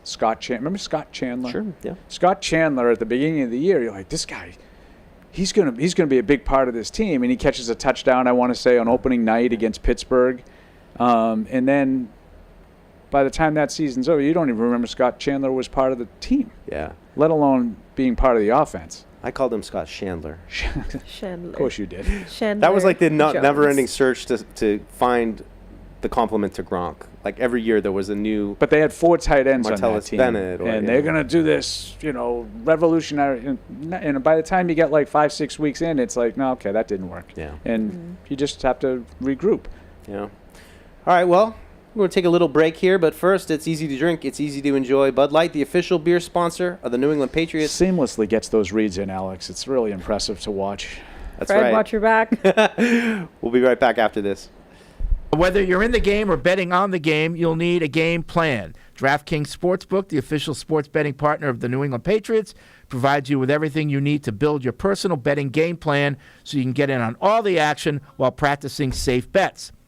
Visit DraftKings.com/responsible-gaming to learn more about all the safe betting tools DraftKings has to offer. Hope is here, 800-327-5050 or gamblinghelplinema.org. Must be 21 plus. Play it smart from the start. GameSenseMA.com. Physically present in Massachusetts. See DraftKings.com/responsible-gaming for details and state-specific responsible gambling resources. Isn't it time to get exactly what you want? Welcome to Red Hot Deal Days from Verizon, where you get your pick of our best deals. Like My Plan, where you can pick the perks you want and save on every one. For limited time, bring your own phones to a Verizon store and you can get My Plan for our best price ever. Get exactly what you want in your phone plan and only pay for what you need. Bring your phones to your Verizon store today and get My Plan. These deals won't last. It's your Verizon. With FedEx One Rate, you can ship to your student for a simple, predictable flat rate. Send a box full of home-baked treats that say, "Your father and I miss you." Or send a box full of instant noodles that says, "Your father and I would like you to stop asking us for money." Either way, one rate fits all. FedEx One Rate. 2-day shipping, one flat rate. Starting at $14.50. Visit FedEx.com/OneRate for details. Exclusions apply. Welcome to the PU Extra, where we read your leftover emails that didn't get read on the show. Guys, as always, send your emails to podcast@patriots.com, because if the guys don't read them, we will. Chris, Alex, let's get into it. It's been a while. Yeah, Feels like a lot's happened. A lot of catch up. A lot of draft. But Thank God that's over. We had a draft? Yeah. Oh, but sure did. don't know if you heard, but we also had a Hall of Fame announcement as I get into this email from Sean. Hello, gents and lady. What's up? To say I'm upset with the Hall decision is an understatement. Wow. I guess I should have known when the bandwagon wand that came on in 2015 would vote for the guy that has a stupid podcast to be in the Hall of Fame over a guy that helped start a dynasty. Yes, Edelman deserves to be in, but he needs to wait. Shame on the Hall of Fame fake committee for putting him on the ballot. You can save those lunches for the next 4 years, because this is how it's going to go. 2026, Gronk. 2027, McCourty. 2028, Slater. 2029, Andrews. Why put guys like Adam Vinatieri, Mankins, Russ Francis, Welker, who should have been in before Edelman, or that about Monty Beisel? Sorry, I can't pronounce that right. It's a waste of time. Time to change the process. You don't listen to the fans about a uniform change, so that's so desperately needed. Don't know how that gets brought in with this. You listen to the fans for a very important decision. Get the process fixed now. As a fan of those 90s teams, it would have been special to have Adam and Parcells going together. He spelled it seam, but Sean Mack, Freeland, Pennsylvania. A lot to take in there. Yeah, I get what he's saying, by the way. I understand the frustration, and I agree with it. But at the end of the day, like, the younger generations are more online. Like, I don't know. Local elections are important, you guys. You got to get involved with these elections. I think Make a bot. Make an AI bot and just ram your candidate. I just think the argument, too, is Edelman stayed with the team for his whole there's career, that. And again, my generation, everything I knew was winning growing up. Yeah. And I attributed that with Edelman, Brady, Gronk, and Vinatieri kicked off like our generation, and that being said, like, you got to vote online. Like, the older people probably aren't voting online. Yeah, but I think this lineup he has might be pretty. I mean, he's Gronk. The most alarming part of that email is the fact that McCourty's already going to be ready to rock. But he also left out Hightower. Yeah. That being said, Adam Vinatieri is going to get pushed down. I don't know. I think Gronk is that next tier. But 100%. But then past Gronk, I think he's going to win over a McCourty in that first year. Yeah. I just think, first of all, he has to. I agree. That's going to bring up another question: is who gets in first, Hightower or McCourty? Yeah, because that is Hightower had so many, there are plays that Hightower made in multiple Super Bowls that we're not winning those games without a clutch play he made. I also think, though, Devon's I mean, they both had longevity, but I think Devin's like overall leadership. Like they're both leaders, but I think overall, like Devin was more like that focus, like on the defense, you know. So we got Edelman this year, and I think you could pencil in Gronk for the year after. Then it'll get a little interesting. Yeah, I think Vinatieri will be 2027. He definitely deserves to be in, but all right. Next one. Hilarious lines from last show. This will be interesting because Alex wasn't on the show. We were on the show. So, all right. Dear Patriots Unfiltered. Hey, guys. Last show, you kind of glossed over 2 lines that made me laugh out loud. The first one was one of the darkest, funniest things I've ever heard, right up my alley. When Paul said that Tim Tebow failed, I almost spit up my water. Later in the show, Deuce was saying the Jets are in year 51 of a rebuild. Thank you. I needed that. You guys. So that's from Thursday's show. Okay. I was on. Okay. It was hilarious in hindsight. Deuce is so great for those little like quick lines that singers. That is you good. just gloss over, but They really have been in a rebuild for that long. Well, it's just I can't get over that. The Rodgers situation failed so poorly. It was either going to be Super Bowl, or I didn't think it would be as bad as it was. No, yeah. Like, it'll be forever etched in NFL history of him running out anniversary of September 11th with the flag, and now he's still unsigned. He's trying to figure out what he's doing. I think he'll end up on the Steelers. I don't know what the holdup is, but yeah. All right. Clip of the Commanders draft room. Hey everyone, just curious if any of you saw the video of the Commanders draft room from a few years ago. It's been circulating on the internet. It was really interesting to see the Patriots try to move up, probably for Gonzalez, only the Commanders traded up instead. Wild how we still ended up with the better player. Would love to know your thoughts. Eric from Rochester. P.S. Christian from LA seems like the type of guy who would have passed on Gonzo. Why would he do that? So, for this being said, have you seen the clip? I have not. Have you seen? Okay, so similar to the Eagles with the Justin Jefferson thing, where they kind of laughed about them not taking him. It was Commanders draft room. They're trading up. Van Ness got taken, and then their GM was like, "We're taking Forbes." Like it's like between Gonzo and Forbes, like Forbes is the better player. Yeah. Which is interesting because now Forbes is not even on the team anymore. He's on the Rams, and the Pats got very lucky. Yeah, they did. So a bit of that could be the Commanders' N'Keal Harry situation with their cornerback issues. Yeah, I think the Pats lucked out with Gonzo for sure. Forbes had a lot of upside coming into that draft. He was, I think, he was the top-rated defensive back in the draft. So, I mean, Gonzo slid a lot. Yeah, he did. Slid a lot, which is crazy because I'm pretty sure if you redrafted that, he'd be top 5. Maybe. Gonzo is one of the best coverage corners at Oregon. So and in the Pac-12, were they Pac-12 at the time? Back in the day. So, I mean, I don't know. It's definitely up for debate, but it's like, how do you know in that moment how these players are going to turn out? You know what I mean? So it's like kind of hard to like have those kind of back and forth. Yeah. All right. Hi guys. Are you surprised that the Patriots did not draft a quarterback? Quinn Ewers would have been a good pickup. Is there any news of Pat's interest in any free agent quarterbacks or trades? Yemi in Texas. Did we sign any undrafted guys? I think we haven't officially announced. There's reports that we're bringing in a camp body, more or less. But right now we got Drake Maye, Josh Dobbs. Obviously, Joe Milton went to the Cowboys. Paul always says, I mean, there's no, like, it's not bad to draft a quarterback. Right. It's good business because you're going to hit on one. I'm a little surprised, but personally, I think this franchise might be a little traumatized of the Bailey, Zappi, Mac Jones debacle. Yeah. And then even the Joe Milton debacle. Which you heard some stuff, but you don't know. But you never know the full story. Dobbs is a great veteran. He's been in the league for a long time. That's what you want with a backup. They're locked. Obviously, Drake's your starter. Dobbs is a really solid backup quarterback, and then kind of serves a similar role if Drake were to have started all year last year and Jacoby on the bench. Like, just kind of that. He's been doing it for a while. He's been in for a while. So like, those two are locks. And as far as whoever comes in as well, like, I mean, they're just going to learn from those two ahead of them. So I think, grand scheme of things, that extra person, regardless of who it is, I don't think it matters too much to kind of what's going on, just more the fact that he can develop and kind of grow under them. I think it just speaks to just the type of draft it was. It wasn't a quarterback draft, you know? Not at all. How hilarious would have been, though, if we ended up drafting Shedeur as a backup. That would have been crazy. If he's just there. Sneaky. All right, last email. Forged in Foxborough, release date? Hi gang, wondering if the loyal PU listeners can get insider information on the release date for Forged in Foxborough. When will it be? The sneak peek looks amazing. Keep up the great work as always. Matt from Saskatchewan. Not Saskatoon. I definitely said that wrong. Saskatchewan. So I said it right. Guys, I don't know anything. It's coming soon, and that's all we're gonna say. I don't know the anything. trailer was awesome. You get nothing. If you relax, you did nothing. But if you want to see more, just stay up to date with Patriots.com, and you'll find out soon enough. Shout out I Nick said you McCain. get nothing. You know, I'm talking to you. Oh, we're good. All right, guys, thank you for listening to PU Extra. Send in your emails to podcast@patriots.com. If they don't get read on the show, we'll read them here.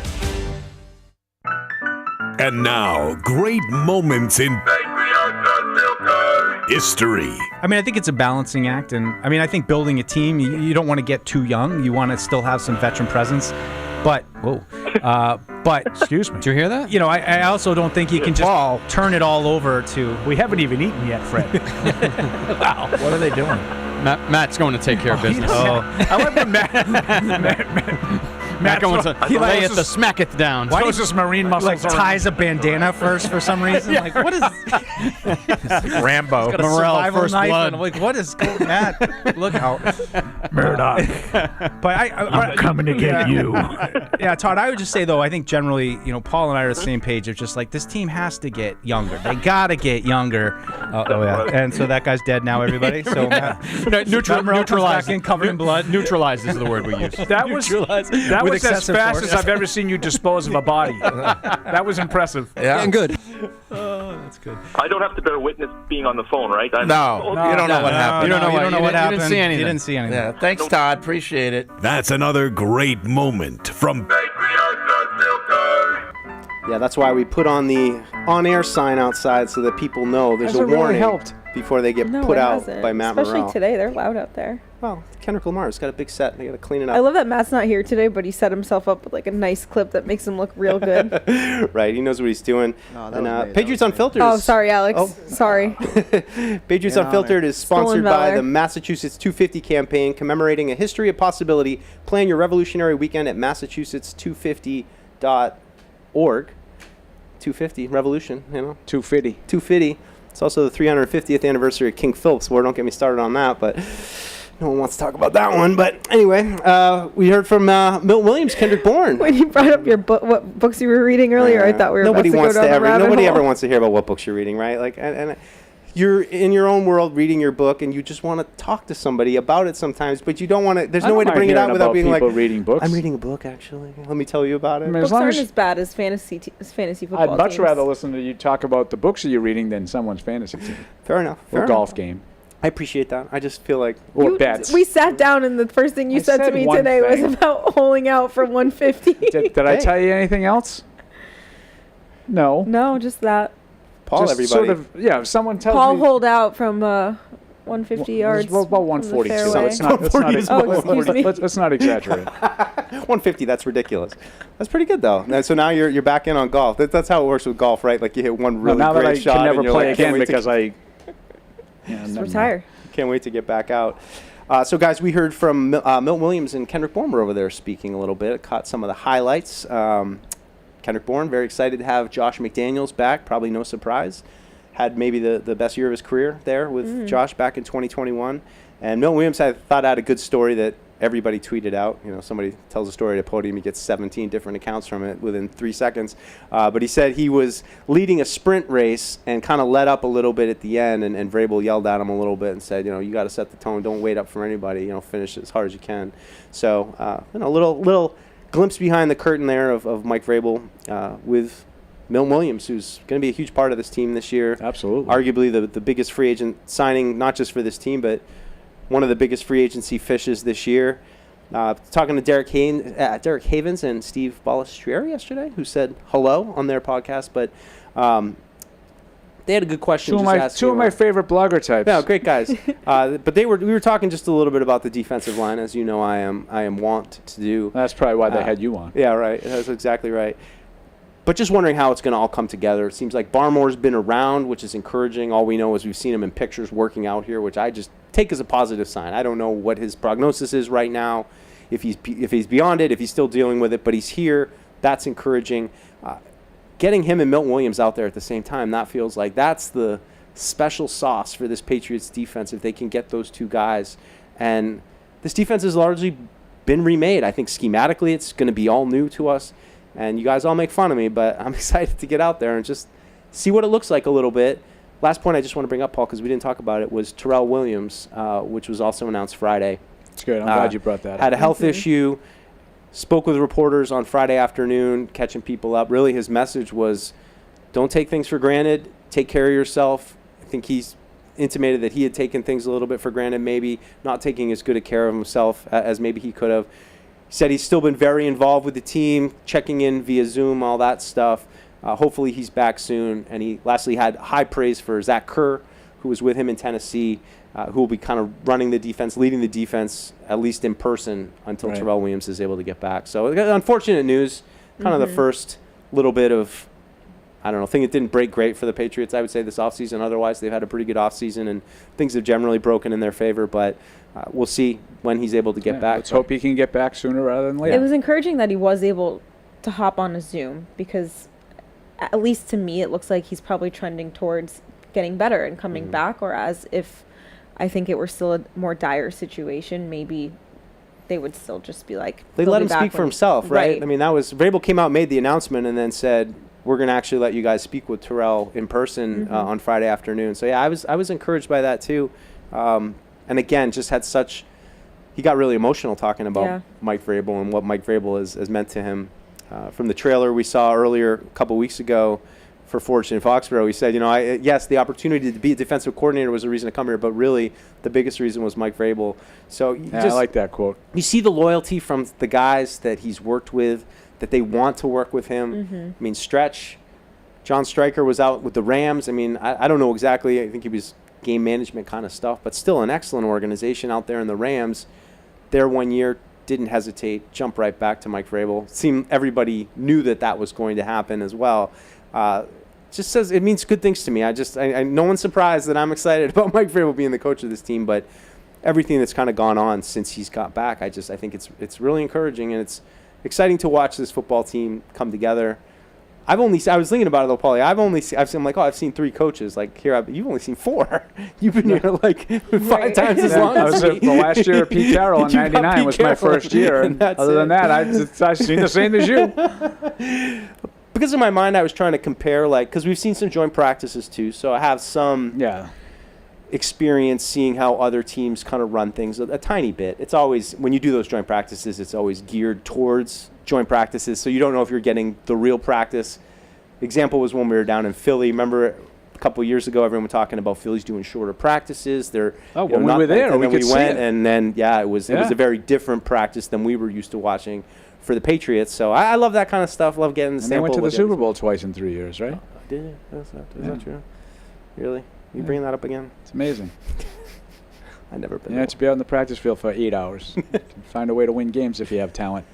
But one thing that you said that I really agree with is just how the defense has been remade. Yeah. And there are going to be, I don't know, half dozen minimum new starters, right? I mean, Harold Landry and Milton Williams and Robert Spillane. Davis, not Spillane, but Spillane.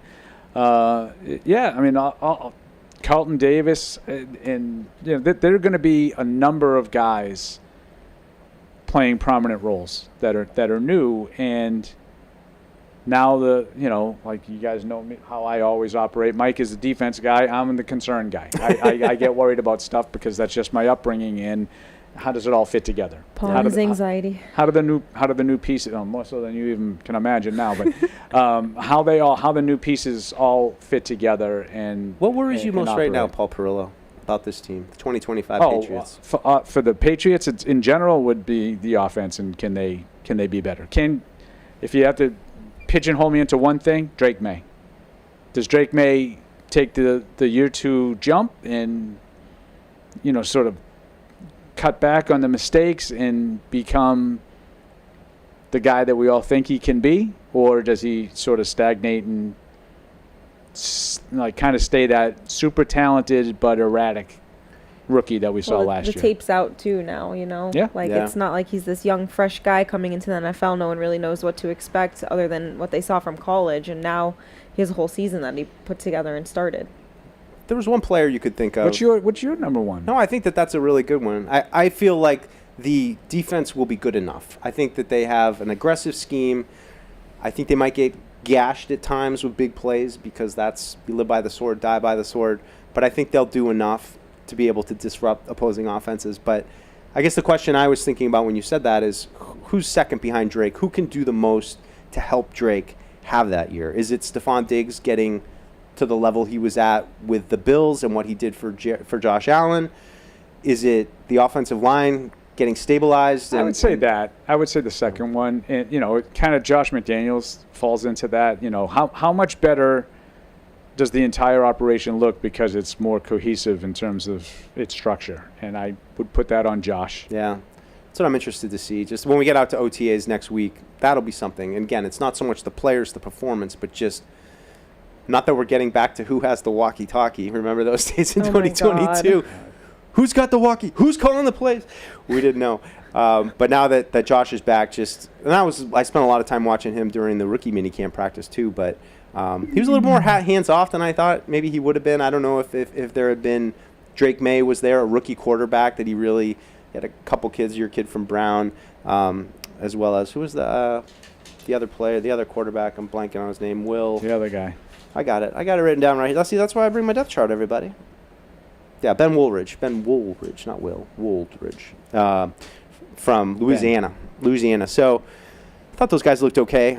That Woolridge guy's got a chance, but yeah, I'm just interested to see the dynamics of who's coaching who and who's where and all that. We'll get another glimpse next week.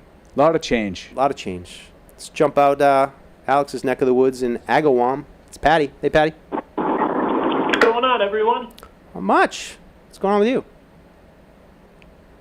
Just driving back to my shop. I'm done. I'm pretty much done with work for the day, but I just wanted to, Paul, you were talking about Drake Maye and the second-year jump, and just to kind of piggyback off of that, I'll give you one of the reasons why I'm optimistic, and that's, the fact that he did look good last year. He looked a little erratic, but I'll say I'll kind of give him a mulligan on that and say I think he's going to look a lot better with this coaching staff, especially with Josh McDaniels. But another big reason why I'm very optimistic is I just look at like the first 4 picks, at least offensively, that they made this year. And I'll even lump in Polk. I'm not going to give up on him. If he craps the bed this year, I'll give up on him. But the oldest guys are Polk's 23, Kyle Williams is 23, and everyone else is younger than that. And I think if they can all develop together and learn and make mistakes and learn from their mistakes, I mean, we got, even if they're all just good players, we got a pretty good young nucleus. And I just wanted to see what you guys had to say about that. And that's it. I'll talk to you guys either Thursday or next week. Thanks, Patty. Have to find out how competition plays out. Hard to say. I'll tell you about the young nucleus this time next year. I have no idea. Yeah. I mean, I didn't really get the whole youngest thing. What about Diggs? What about Bourne? Hunter Henry. I mean, those are the guys that I think are going to be instrumental. I would even throw Demario Douglas in there. If it's going to be, we're just going to rely on Kyle Williams as a rookie 3rd-round pick and Jaylen Polk to somehow overcome his struggles from a year ago, I don't think they're going to be in great shape. But I would expect Diggs to at least be competent. At the very baseline, he's going to be a competent receiver. Mm-hmm. I think Demario Douglas will benefit from being in Josh McDaniels' scheme. And I think Kendrick Bourne, as you mentioned a little while ago, had his best year as an NFL player. So can Josh McDaniels still tap into that, or do they look at Bourne and say he's a guy we need to move and we need to make way for Keyshawn Boutte? Yeah. But those are the guys, I don't really care how old they are. Now, is it a nice thing if Kyle Williams turns in, let's just see, a 75-catch, 800-yard season as a rookie? Well, that is fantastic to have a young receiver like that can go the next 4 or 5 years with Drake Maye. That would be absolutely ideal. But I don't need it to be that way. I don't have any problem if it's Demario Douglas making that leap or Stephon Diggs sort of solidifying the whole thing and making life easier on Drake Maye. I don't really care how it happens. Would it be ideal if it's a couple of the younger guys? Jaylen Polk bounces back and everything that we thought we saw in training camp last year, we see this year in the regular season? Great. Yeah. Who's the chain mover? That's my question. I think it's got to be Douglas. I mean, but if you go to the whole Josh McDaniels thing with that volume slot guy, but doesn't he scare you as a volume guy? Yeah, with his size. Yeah, and his catch radius. He's small. And it feels like. And now Welker had a small catch radius, and he caught 1 million passes. So I'm not telling you it can't happen. They're all just so specific, and it's Bourne has an element of run after catch. I would say he's a little bit of a gadget kind of a guy. Booty is an outside guy who was pretty much shots, right? Shots to him. I mean, there wasn't a lot of. But Henry can do that too. Henry can do that a little bit. A chain mover kind of thing. That's why I still hold out a little bit of hope for Jaylen Polk. I think he's got the size. I don't know if he has the quickness necessarily to get open as consistently as Josh might like him to. But his physicality, it stands out to me. And just I'm going to make a prediction. Hands. Ready for a prediction? Let's go. Fred always likes to tease me because I prearrange my fights in my head. Yep. Right? I invent that. Like he already this knows. Polk had a great camp versus no, he didn't. That's going to be the debate. That's my prediction. There are going to be an element of people saying, bounce back year 2 year. Well, I mean, look, everybody wrote off Polk. And then there's going to be another segment of fans that are going to say, yeah, we wrote him off. We saw this last year. This is what we saw last year. Yeah. He stinks. Yeah. And who knows who's going to end up being right. But that's going to happen. There's going to be a wildly differing opinion on Jaylen Polk once training camp is over. He's intriguing to me, just the way that Josh views his skill set and how he can play with that a little bit. I think I don't know Who how would you much compare him to, like, what Josh has had in the past? Givens? Is that wrong? You saw more Givens in person than I ever did, but I just see him as a bigger kind of physical So I would receiver. say if he was Givens, that's kind of feeding into what I'm saying about how wildly different people's versions are going to be. Like, he could play like that, and a lot of people would say, yeah, he's a bust. And he could play like that, and a lot of people would say, see, he's got something. You know?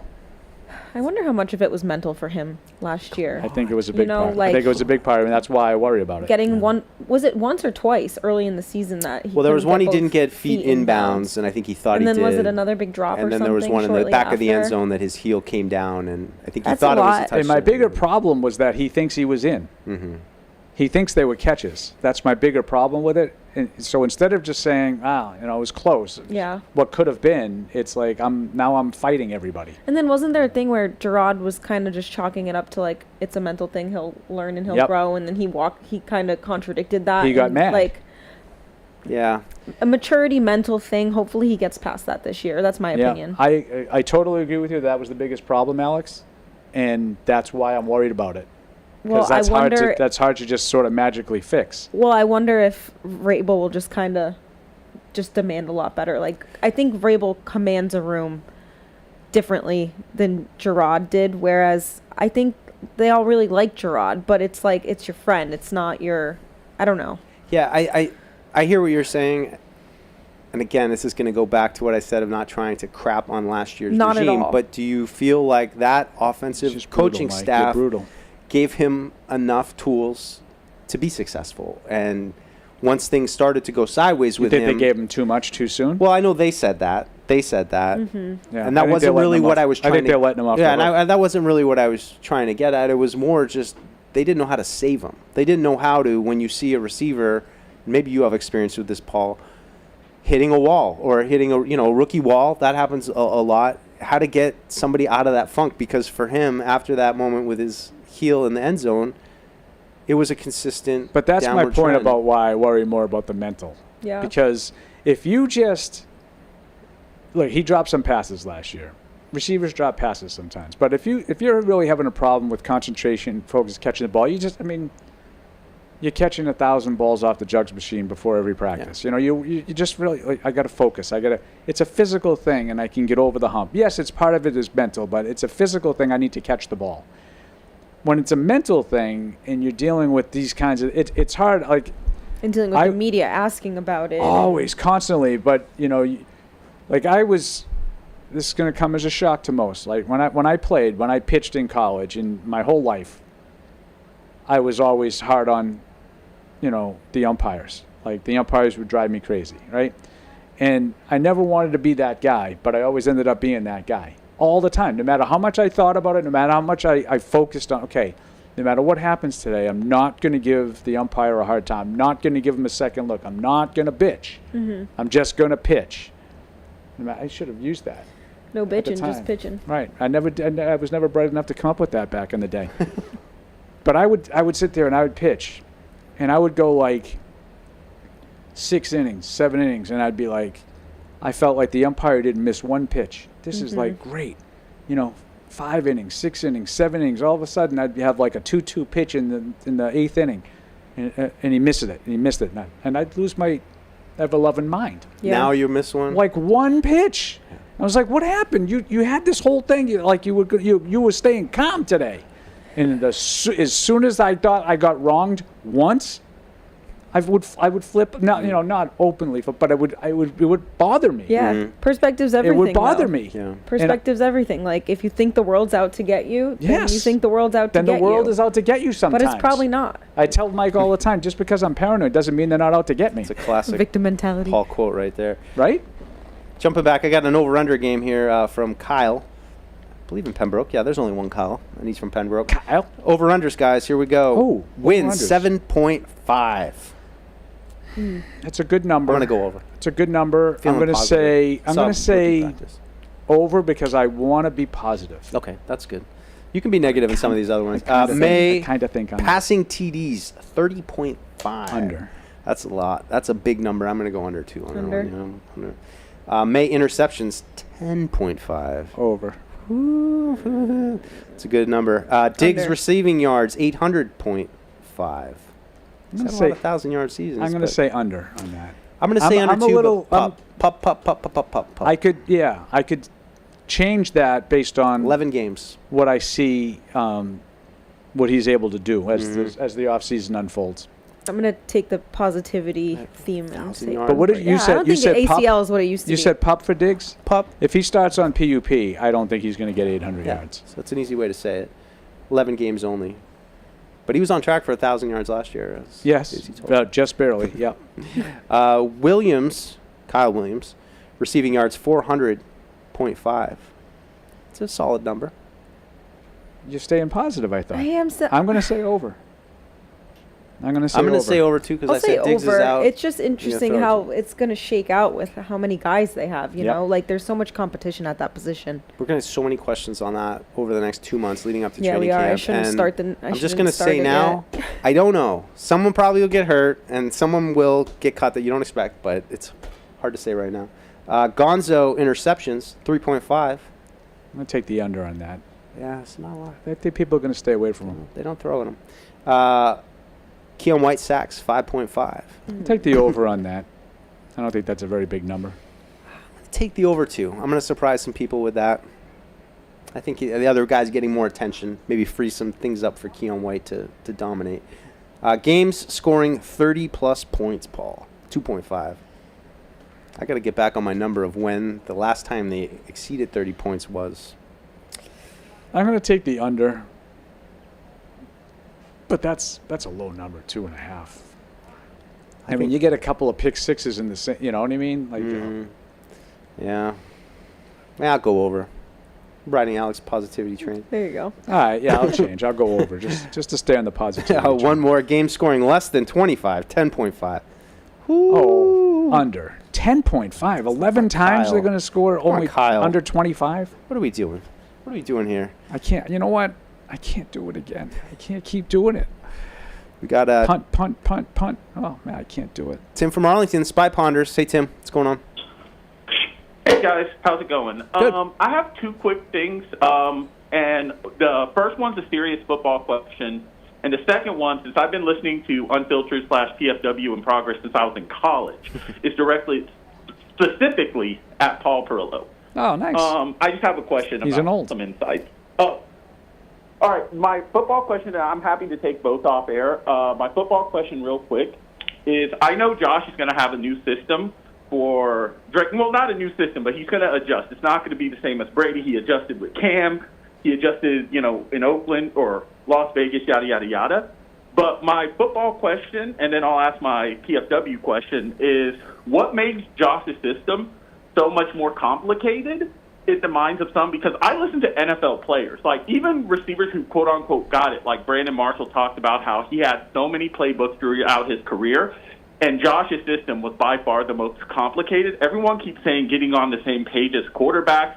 So I take it that side adjustments, and there was players that said the route would change 3 times sometimes after the snap. That was a Patriots player to one of the Boston media, but I can't imagine Josh's system is the only system with side adjustments, and it's not the only iteration of the Earnhardt-Perkins. So the football question is, what made Josh's system more complicated, and are there any worries for receivers like Polk, even if it's not as complicated, if he has to think more, and a large part of his issues were with concentration? And then my PFW question, and I waited 10-plus years to ask this because I didn't want it to be in bad taste, but Paul, do you remember when Eric went on his safari to Africa? I do. Do you remember how I think Andy kept joking about him getting eaten by a lion, and, you know, hey, it would have been a bad event, but it would have been a good story? Great story, I believe he called it. Yep. Exactly. Well, Andy, at the time, I think, was also training for the Boston Marathon, and there was some jokes made that, hey, if something happened, you know, it might be bad, but it'd be a great story, and then obviously the tragedy of the marathon. My question is, what was the reaction, you know, after everyone knew everyone was okay and Andy got back in the studio? Was it like oh, crap. I didn't really hear the great story stuff afterwards. I think you did the right thing, Tim, by waiting 11 years. 10 years to do that, because I do think it would have been perceived to have been in poor taste. It did leave an impact. Andy's family was very near the finish line at the time. It would have been definitely, no matter how soon you did it, it would have been too soon in my mind for Andy. But, I know where you're going. I see where you're going. It's one thing to sort of joke around about something that didn't happen and joke around about something that did happen. That was that impactful. Thanks, Tim. Appreciate it. Good question. I do think that the Earnhardt-Perkins system relies a lot on post-snap adjustments and whatnot. I think that's part of. But I think what made it so complicated, I think, was Brady's advanced nature of it. And his ability to do more.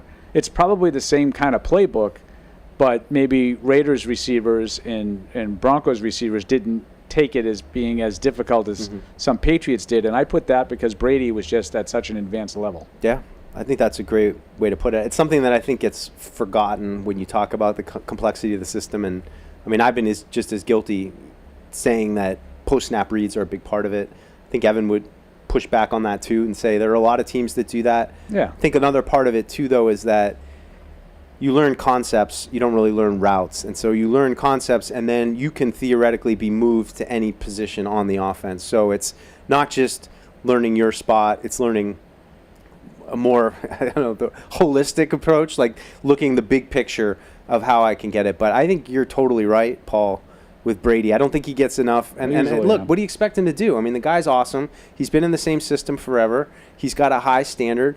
You've heard it now where he'd say players like, you run it that way, you ain't getting the ball. Like, I mean, that was how Tom Brady was.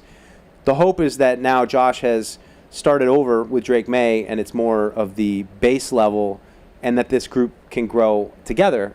That goes to what one of the earlier callers just said about the young nucleus. Well, all right, it's great if Kyle Williams and these guys can all understand it together and that grow is together. What Patty said, and that's a great point that you bring up, Mike, because I don't remember a lot of people in the first iteration of the dynasty talking about how complicated the offense was.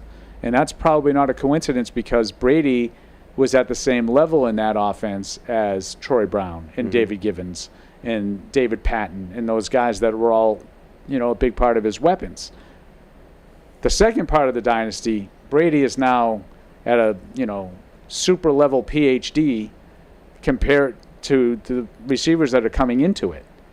That's what makes it more complicated. And he could just look at Josh and be like, Cleveland 2013? Yeah, that's what we're like that shorthand.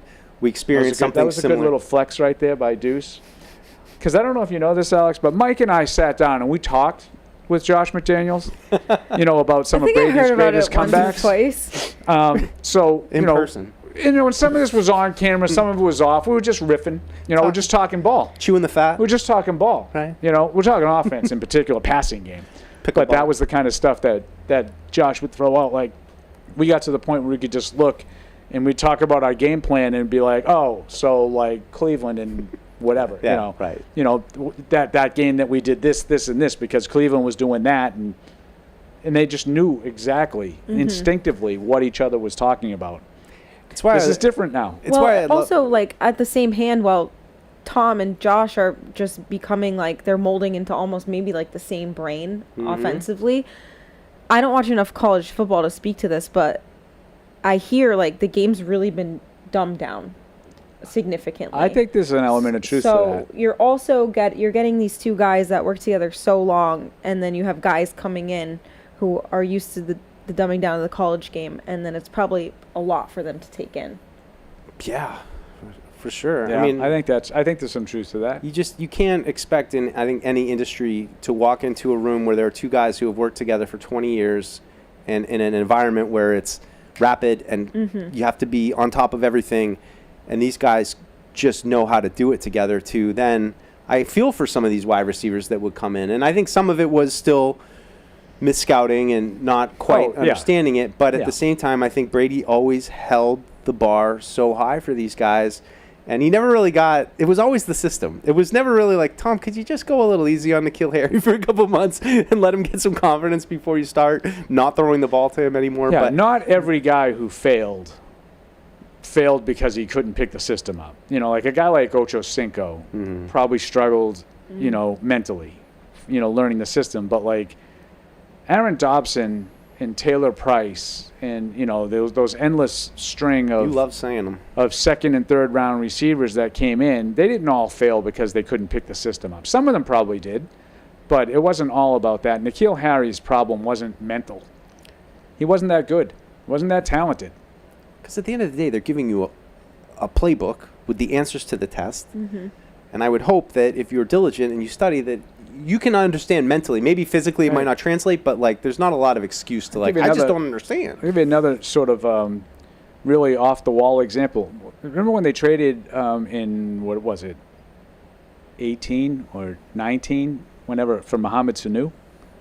And he came in and he caught like 10 passes, like one of the first weeks he was here against Baltimore in that blowout loss. But he was on the same page with Brady immediately. He was a veteran who came in and he picked it up. Now, physically, he wasn't the same guy anymore, and I think he actually hurt his ankle in that Baltimore game. Yeah. He was a bit player the rest of the way. He never really did anything. It was a bad trade as a result. They gave up too much for him, but mentally he picked it up. Yeah. He physically couldn't be that guy anymore. Second-round pick. Yeah, they gave up a second-round pick for him. Good player, Mo Sanu. Let's go out to Ohio. Talk to Brad. Hey, Brad. Hey, crew. How you doing this afternoon? I'm good. How are you? Pretty good. Pretty good. So just to reiterate and go back on a couple callers and Jaylen Polk. First of all, and I know you all probably agree, the amount of dysfunction that our offense was in last year, and even the offensive line and the rookies that we had, I mean, it's probably just hard for us to kind of judge them based on how dysfunctional and frankly incompetent the whole coaching staff was compared to what we have now, especially. So, I mean, I'm not even going to say that they can't play or anything until I actually see them in a Josh McDaniels offense where they may have an opportunity to flourish, like some of these receivers you were speaking of. David Givens, where they weren't super gifted or smart players. Deion Branch, and they fit right in with Josh McDaniels. So Deion Branch was. And then I think Polk is sort of like Brandon LaFell, maybe, or Malcolm Mitchell, if he could turn into something like that, maybe. But what do you think about that, about how much dysfunction that we were just trying to weed through last year to get them on there? And then mentally, they didn't have no one there to go to. Like Jared Mayo just wasn't, I don't think, capable of being able to harness their emotional distress in that regard. So What do you think about that stuff? Thank you. Thanks, Brad. Anybody? What do we got? I think it's an awfully optimistic way of looking at your talent. Like it was all the coach's fault. Maybe it was. I don't know. Like I've heard a lot of, I feel a lot better about X, Y, and Z. I would probably tell you that I do too. But I don't know. I felt pretty good about a lot of the things. Scott Peters came over last year as the offensive line coach. And he had worked under one of the best offensive line coaches who has ever done it. Right? Callahan? Bill Callahan? Now you're calling him dysfunctional. Mm-hmm. Maybe he was. I don't know. I'm not behind the scenes. You guys were all talking to me about the strike system and all these different things that they were doing that were innovative or, a better way to do, not innovative, but maybe a better way to go about it from a physical, technical standpoint. Now we're calling all those same things that at this time last year I was being told how much better it was, and now it's all dysfunctional. Yeah. Maybe it was. But maybe this is going to be dysfunctional too. I don't know. Well, if you want to talk about dysfunctional, that year prior with Patricia felt like the most dysfunctional, Absolutely. You didn't even have a strike system. So that's what, relatively speaking. But Adrian Clem was the offensive line coach 2 years ago, and like halfway through the year, he was gone. Yeah. And then Bill O'Brien was forced to run the offensive line meetings as well as run the offense. Like, that's dysfunction. No. Like, they actually didn't physically have coaches in place. O'Brien was doing it all. All I know here is dysfunction on offense. So, I don't know what it's going to be like this year. I mean, they have 3 offensive line coaches. Is that a recipe for dysfunction? Maybe. I don't know. Yeah. That's a good point. I saw the development, though, from going from 2023 to 2024 where you had Scott Peters. Wow, we just have an offensive line coach now. We seem like we have the I correct was told position that everything was going to be coaches. better. And then this year, you still have that. So I like that. But I like your point. People want to get carried away right now. Everyone should be positive right now in the NFL. That's if you can't be positive right now when you're 0-0 and you got 2 months before training camp, I feel bad for you. Yeah. But you're right, and that's what's great about this game is that until you get on the field, guys start hitting other guys, injuries start to pile up. How do teams manage those things? You don't truly know. Like if you think they went 4-13 last year because of coaching dysfunction, then I think that you're being very optimistic. Because it wasn't just about, and I'm not telling you there was no coaching dysfunction, there was.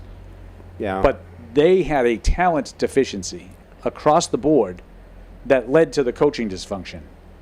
They went 4-13 the previous year with the same kind of talent. They brought it all back. The reason why, if you're going to put a gun to my head and say, you got to pick one or the other, do you think they'll be better or the same? I'm definitely saying better. Because I think Mike Vrabel and Elliott Wolf and Ryan Cowden went to work in this offseason and said, the problem is the players. Yeah. We need better players. Mm-hmm. And they went out and signed 15, 16 free agents, 10 or 12 of which I think are going to be very important players for this team. They're not all going to hit because they never all hit. But I think there's a better chance that they get 10 or 12 guys that are playing significant roles and contributing that are going to be better than the guys they replaced. If that happens, you'll be better. But I can't possibly know that for sure without having seen it. I left that practice on Friday with the hope, seeing how involved Mike Vrabel was, that this is the kind of coach that can take a player who hasn't quite broken out yet, but can provide the conditions where this player can excel. We saw a little bit of that last year. I would say Drake-ish. I wouldn't wow, what he had his issues last year for sure, but generally I think he looked competent and was able to demonstrate the quality skills that he has. But otherwise on the roster last year, maybe Ben Brown is another example of somebody who came out of nowhere and at least was serviceable. He played, but are you going to be happy if Ben Brown's the center? No, and that goes to the heart of the point I'm trying to make, is that just last year there wasn't a blossoming of a player that comes out of nowhere. And it happens a lot across the league. There's always, and I credit a lot of that to coaching, when those unique players all of a sudden blossom. You don't know why or how, but that's what I just am hoping. I'm not sure that it's going to happen for anybody. Wouldn't it be great, like we're talking about the secondary, and they've upgraded the number 2 cornerback spot with Carlton Davis. Yep. And we know Gonzo's there, and he's second team All-Pro, so we feel good about him. They might need a third guy because Marcus Jones hasn't been able to make it through full seasons here, so they might need someone to augment him. If Craig Woodson could be one of those guys that sort of blossoms into something a little bit more than you think. He was obviously someone they felt really good about. He was a high fourth-round pick, which means you come into day 3, and day 3 opens. You had the whole night to think about it. They traded a lot in day 3. Mm-hmm. They moved around a lot. Mm-hmm. They didn't move out of that spot because I think that they identified this guy who had played 6 years of college football at Cal. Now, full disclosure, he was one of the draft profiles that I wrote. So, yeah. A little biased. No, but you get on board. When you talk to these coaches and they're he's an exceptional. That's how I feel about the kicker. Let's go. But it's like an exceptional young man. You hear these kinds of things and you're like, and you could sense that from him right off the bat, even just in the draft. I don't know if you guys were probably doing the show, but he probably stuck out to me the most in the post-draft interview, like right after being picked. It's like, wow, this kid, you can just tell, is super intelligent. Yeah, he was described to me as an A-plus person. Yeah. So, like, if he's got some ability and all of a sudden he's like the 6th defensive back and he's playing a prominent role instead of like the Jalen Hawkinses of the world or the Alex Austins of the world, maybe he's better than those guys. I love that you brought him up, Paul, because he's the one player, referenced Giardi's piece today as well, said the one player when you talk to scouts. Split decision, split on, talking not to the quite scouts. sure. Yep. It seems like Ellie Wolf and company, they saw something in him that they were willing to have a little bit of a gamble on. Didn't feel like there were a lot of gambles in this class. It was pretty much paint by number, which I think we all liked. But he's a really interesting player to me and somebody that it felt like they did their own thing on him. And if he does blossom like that, I think it's a positive sign in the future that if they do go off the beaten path a tiny bit, that maybe they're making the right decision. Yeah. We got Eldred coming in hot here right before the end of the show. Hey, Eldred, thanks for calling. Hey, fellas. Alex, how y'all doing? Great. Hey, Eldred. Hey, question. I heard something from you earlier, Alex, about a picture. Yeah. But where do you send it through? We are looking for you to send a photo of yourself in so that we can play a Guess That regular caller game. I think we all know what you look like, Eldred, though. I think so. Yeah. My email and the Twitter. Yeah, 'cause I hit you up and Paul up too, I think. Yeah. I have you on mute. That's all right. You're in the Hall of Fame. You're in the Hall of Fame of PU callers. Yes, so. that's a different category. Mount Rushmore of callers. The Mount Rushmore of PU callers. Well, thank you. I appreciate it. Well, I got 2 questions, and I'm going to let it go at that and take it off the air. Quick one is, I started rookie camp, some of the pictures and stuff, and then had John Giles, one of the ones from last year with the rookies. Yeah. Anything looking into that, or they going to see what they got, then cut them at the end of the year, or, before the year start? Yeah. And the other question is, can anybody help Bill for the fireman in North Carolina coach? I didn't like him as a GM, love him as a coach, but this is messing up his image as a legendary coach. It certainly is. And I take it up there. Yeah. Thank you. The latest from Pablo Torre is that it becomes a $1 million buyout on June 1st. Oh. And he thinks that's not out of the realm of possibility that they exercise that. And he never coaches a game for North Carolina. I'd be surprised if it went to that. I think if you go through all of this, you got to see it through. At least try to get the benefits of his coaching. I mean, all the kids but that it's a you've mess. met with and promised Recruited that came there to play for him. It's a mess. It's a mess. Got to get through some emails here. Sorry I didn't do a good enough job today reading I think you were emails. fantastic, Mike. Don't sell yourself short. Thank you. This is Luke in Virginia. I feel like the roster is much more filled out and sturdy than it's been in a couple years. But just wondering, is there any position group or player that you feel like if they go down or if we suffer an injury to that position group, we're legitimately in deep doo-doo, aside from Drake? Love the whole PU team. Send all my thoughts and prayers to Evan, who's most likely in Dante's 7th layer right now. And the subject of the email is I love you, Paul. So a little shout out from your. How nice. I've said it before. Harold Landry is my guy. I think that's a tough one. If they were to lose him, I think they're counting on him to be their every down defensive end. This is not fair what I'm going to answer. But Will Campbell? Will Campbell. Yeah. It's a good one. Yeah. But I do think that they're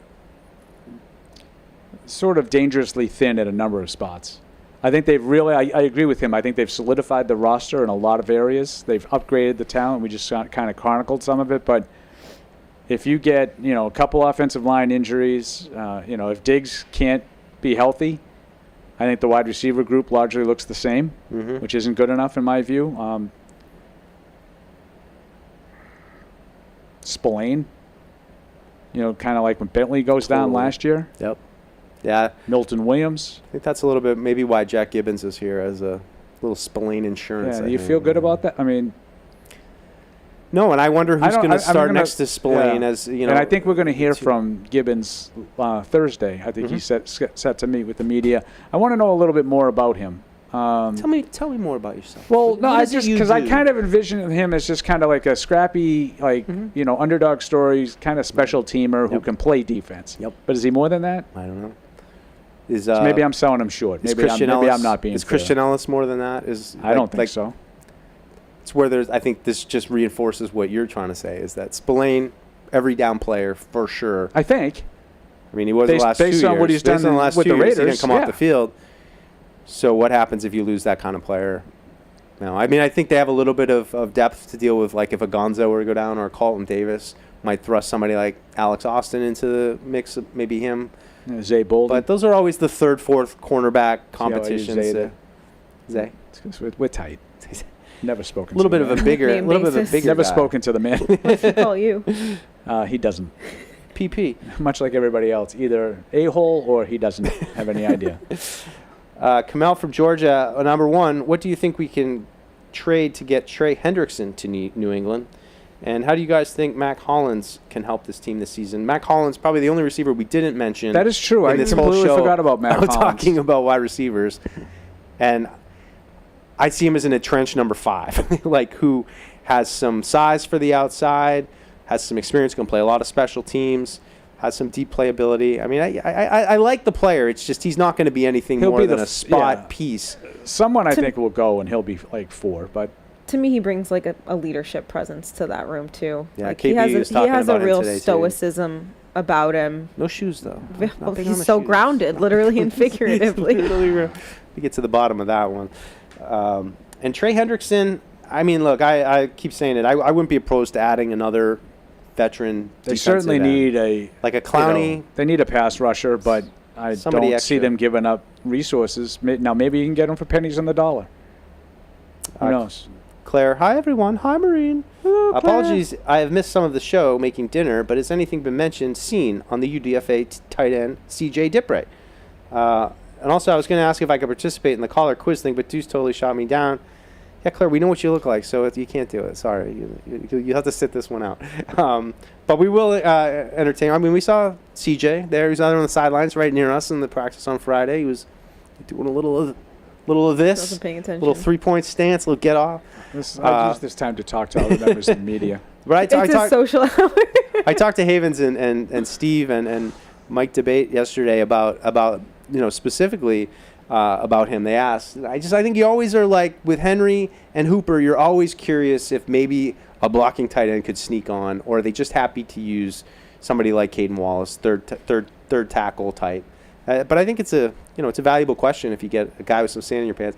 I said to those guys, I'm like, when do you think you would get to the point where you're like, there's no more blocking tight ends out there. Like, no tight ends can block anymore. They're all 6'2", 240, and just want to run around with the ball in their hands. Just athletes. I don't blame them. Trying to get them in space, matchup, trying to get matchup nightmares. It's not like 85. Block Bowers.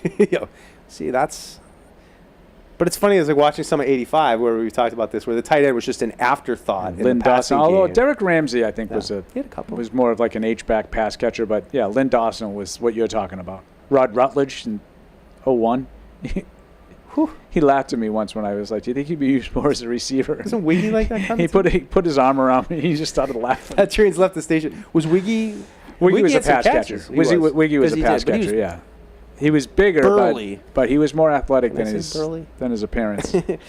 Let's do one more. I covered Wiggy playing high school basketball. You covered him? At East Boston High. Oh, that's funny. You shut him down, right?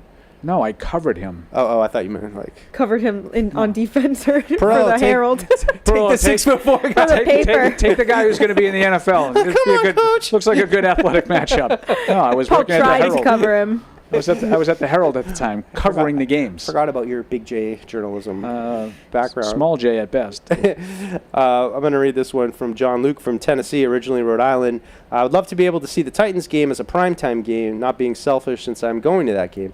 Last year was my first Patriots game. Bro got video of the Drake Maye miracle. I'm thinking storylines for that game, Vrabel versus old-time team going against Cam Ward for sure.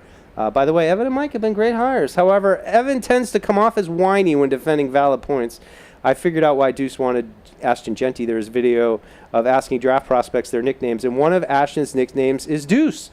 So I didn't know that. So when Mike would have been interviewing you, double deuces. We could have done the double deuce. Deuce squared. Deuce squared. I didn't know that though. Kicked me to the curb in a hurry, didn't he? What happened to PP and the Deuce? PP and the Deuce is a better name. PP and the Deuce with Alex. We need something for you to get you into this one. Something to do with going to the bathroom. I can't. We'll think of it. We'll find something. All right, well, I think that's going to do it for us here, guys. We made it through this Tuesday without our fearless leader, Fred. You did a great job, Mike. Thanks, guys. You kept it moving. I tried. Good mix of not email feeling great today. A lot of phones. allergies. Allergies hit me hard. The hair brutal. is no good for my allergies. But Last 2 days we will be for back allergies. Thursday. We're expecting Jack Gibbons will stop in, so we'll get to talk to him a little bit about the linebacker position. I'll be excited about that. And we should have Fred back in the mix. Scheduled tomorrow, though. Stay tuned. And yes, Evan the big documentary back from his bender. on Friday. Yeah, and we'll see. We'll do a wellness check on Evan tomorrow. Peace. See you on Thursday. Hey, this is Alex. Thanks for tuning into the show. If you really want to help us, make sure you like us on Apple Podcasts, Spotify, or wherever you get your podcasts. Also, make sure you follow us on the New England Patriots YouTube channel to see this show and everything else we do here at the Patriots. Thanks a lot.